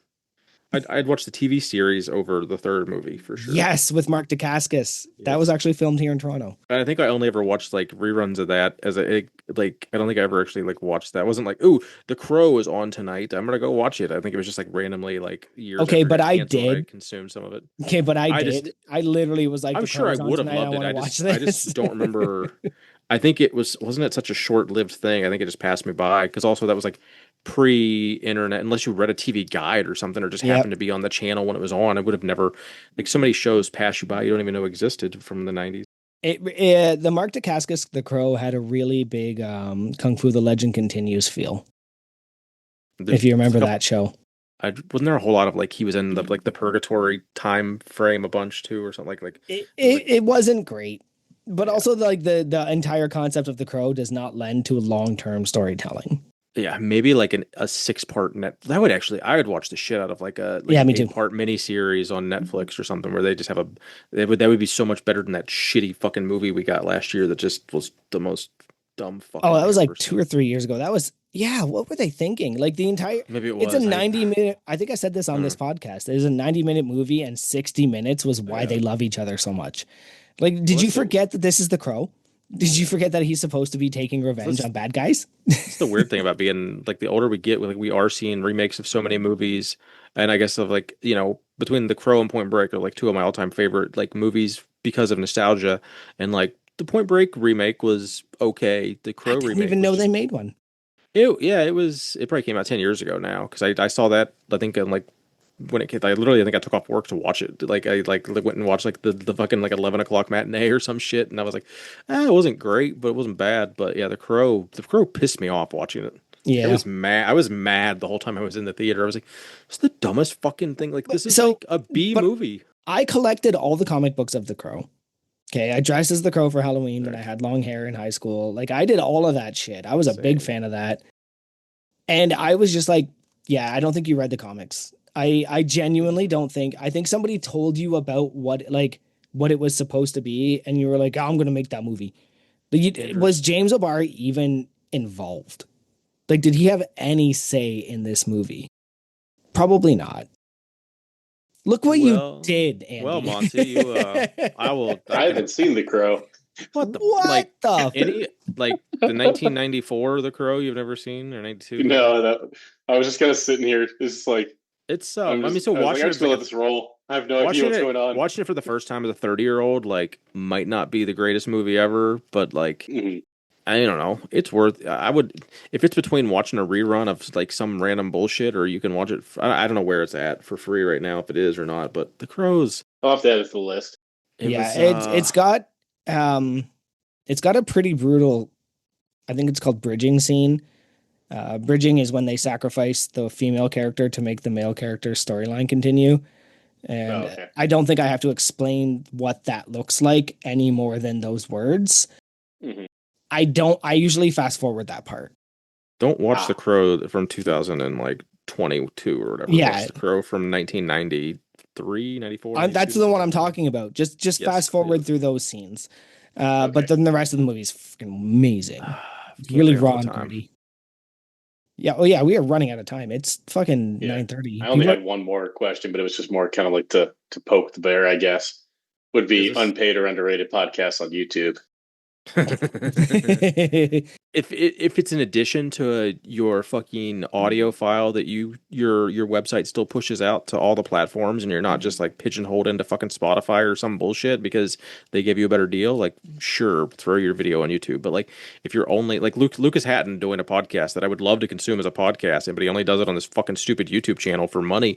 I'm like, fuck you, dude. Like I spitefully will only listen to some of them that are like entertaining, but like I would just that would be a podcast I download every week and listen to, but it's you have to make it this fucking YouTube thing, and it's just annoying. I get if they're trying to make money and build a presence or whatever, but like, don't call it a fucking podcast. Call it a fucking Q&A on your YouTube video. It's not a fucking podcast, you motherfucker. See, I like the podcast on YouTube personally, just because I have YouTube Premium, Mm. and so like for me, it's a little bit easier just because wherever I'm at, like I'll have YouTube more available to me than like my phone or whatever. You give them And it's like money. for me, I personally like to keep all my media in one place, so I don't want to have to be like I I get like to that. keep my Spotify for music only, or I I like to have like all my entertainment stuff on YouTube. So that's So why I you kind of give like it. them money directly rather than through advertisement. Well, I'm not chipping into their funds or whatever, but I'm.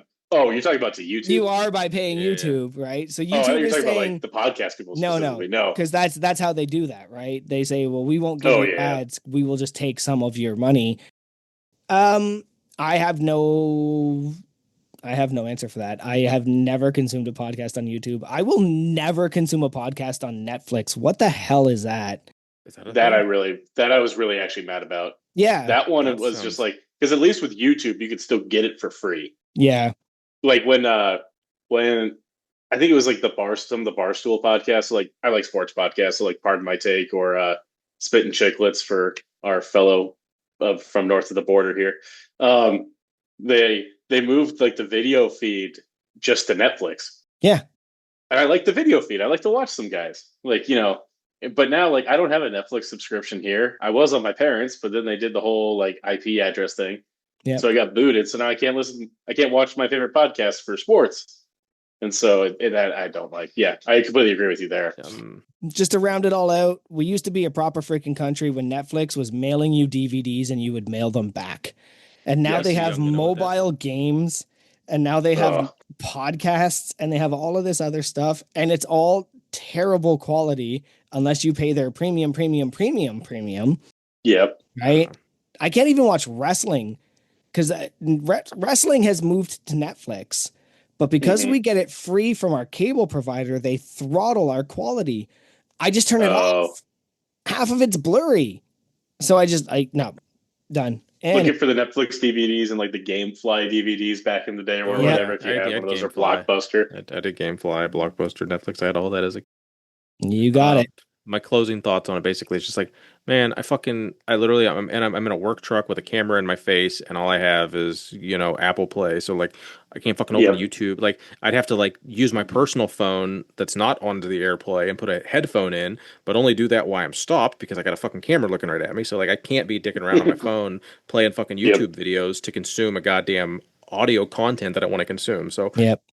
but I do understand that people want to make money and grow their presence, but like it's a fucking podcast, not a goddamn video cast. Like I don't get it. Whatever. Which ironically I do listen to Massonomics. I only listen to Massonomics podcast live for an hour every week, and then I watched the rest on fucking YouTube every Sunday. So like I'm a Yep. complete walking contradiction because that's different though, because I don't know. Like We all make exceptions from Massonomic. Fair. Yep. Yeah. That's my yard work podcast right now. They publish at like 1 p.m. on Sunday, and then I'm like, well, time to mow my lawn. I Yeah. have Yeah. that way I can listen to the fellas talk. I ain't paying no $90 in shipping and exchange and blah blah blah to any company except Massonomics. Like we all have our exception. But if they didn't have the community, like I would, if it was just two dudes, like still just talking, like if we didn't grow into this community that we've grown into and shit, Yeah. like I wouldn't I wouldn't be fucking watching no goddamn YouTube video, or I'd just be like, yeah, I'll listen to that like randomly when I have time on like Thursday the next week, Yeah. maybe. But now it's like, I don't know. You gotta support your friends. It's just community that we are all a part of. So Monty, I hope this episode gets you a little more involved in the community. Gets you. I know you're a busy guy between your working and your lifting and all that stuff, but you'll get out of crew what you put in. I'm not saying people that don't just, but like if you want more out of like this community and you want to like feel more involved in Massonomics, you just come into one of the events is definitely a good start, and then just I know you don't want to have a public profile, but you are going to have to like go out of your way to try to friend a lot of people at the gym or at the lifting event and stuff. And I don't know, but you were definitely one of the few, older heads or someone that's name's been kicked around a bunch. Then I was Old like, heads. I've met it. Yeah. Met you a couple times at the Arnold's. I figured, this would be a good one. Knowing that you were going to be at Lift Hard Live Easy, you were on the roster, you didn't back out. That was good. Did you ever, Not this year. with your injuries, were you like, man, maybe I'm just going to back out and not go this year? Because that's the wildness of it's with every lifting event, but like I think 20% of the people between fucking powerlifting and strongman from like the initial like 150, maybe not 20%, but at least 15% of people dropped. A lot of those spots have been filled, but there's a lot of drops. If it had been an injury so I've torn my meniscus 3 times. If it had been like one of those, I probably would have dropped out. But like with a wrist, like I'll do I would have crushed the biggest difference between your squat and your bench. And I just would have like squatted like 700 plus and then benched the bar or whatever. No, I wasn't going to drop out of this one since there's no leg injury. Nice. So, but now like my wrist feels sturdy enough to hit something respectable for at least my own personal history standards. Was I know we're going right long, but I'm just curious. You did a lot of USAPL meets in South Dakota, so Joe, you've had to know Jonah for the last 20 years then. Yeah, we've crossed paths a few times because he started doing a lot of the meet directing stuff like after I had moved away for college. Okay. But like I think it was one of the first meets that like he was lifting in it, and it was before he went to bench only, and so it was like he was squatting like 800 pounds or whatever. They had like they didn't have the Minnesota Department of Lifter Safety or anybody there, so it was like they had like 6 to 8 dudes all like praying to God he doesn't drop it as they're all squatting. So yeah, no, I've been familiar with Jonah for a long time. He's going to run a good meet. I think Jonah's been like his gym was featured in a tour in 2023 in Crew Falls. He's been in another video, I don't think, but it would be really funny if people sought out his like 2016 podcast that would be so irrelevant to like his life today. Listen to it going in since he's going to be their meet director. That would be funny. If anyone does that, let me know how that what that podcast was about and if it's anything like meeting Jonah nowadays. All right, boys. Big Monty, where are we going to find you at? Find me on Instagram, AP Monty HP51. I'll do my best to friend everyone that comes in. I have a YouTube page that I haven't been too active with, but I'm going to once after Lift Hard Live Easy and I start training for weightlifting nationals in March next year, I'm going to try and post more just like bland as bland, no voiceover, just raw training content. Gotcha. Because I say I'm not going to watch your podcast on your YouTube page, Monty. Hey guys. No. Yeah. That's funny. That's what we do. But those would be the 2 spots you can find me. And I'm getting better at being active on the Discord. I usually hang out in the gym equipment section and the how to get strong training. So like if any crew has any like lifting techniques or something, they do any weightlifting stuff, tag me. I'll reach out and say like, hey, looking good, or hey, keep your head up, something like that. Well, if hopefully you can get us in your rotation of yard working podcasts, you consume weekly and come shoot the breeze with us in Unpaid Underrated. That's our favorite. Unpaid channel. Underrated is the edging podcast, the trimming. He edged us all night long. That's good. Big Jerry, we're gonna find you at. Joey_Molesco on Instagram, MLECZKO. You can find me at the Dilf Dungeon on Gym Radar. Not that I'm doing a lot there lately until more stuff comes in, and that's actually it. Nice. All right. We have the Instagram, Unpaid and Underrated Podcast. We got the website, unpaidinternpodcast.com. I already talked about the Discord channel. I am Keith Honeycutt73 on Instagram. More importantly, go follow my Orange Gym, the No Wine Cellar on Gym Radar and on Instagram. And we'll see you next Tuesday.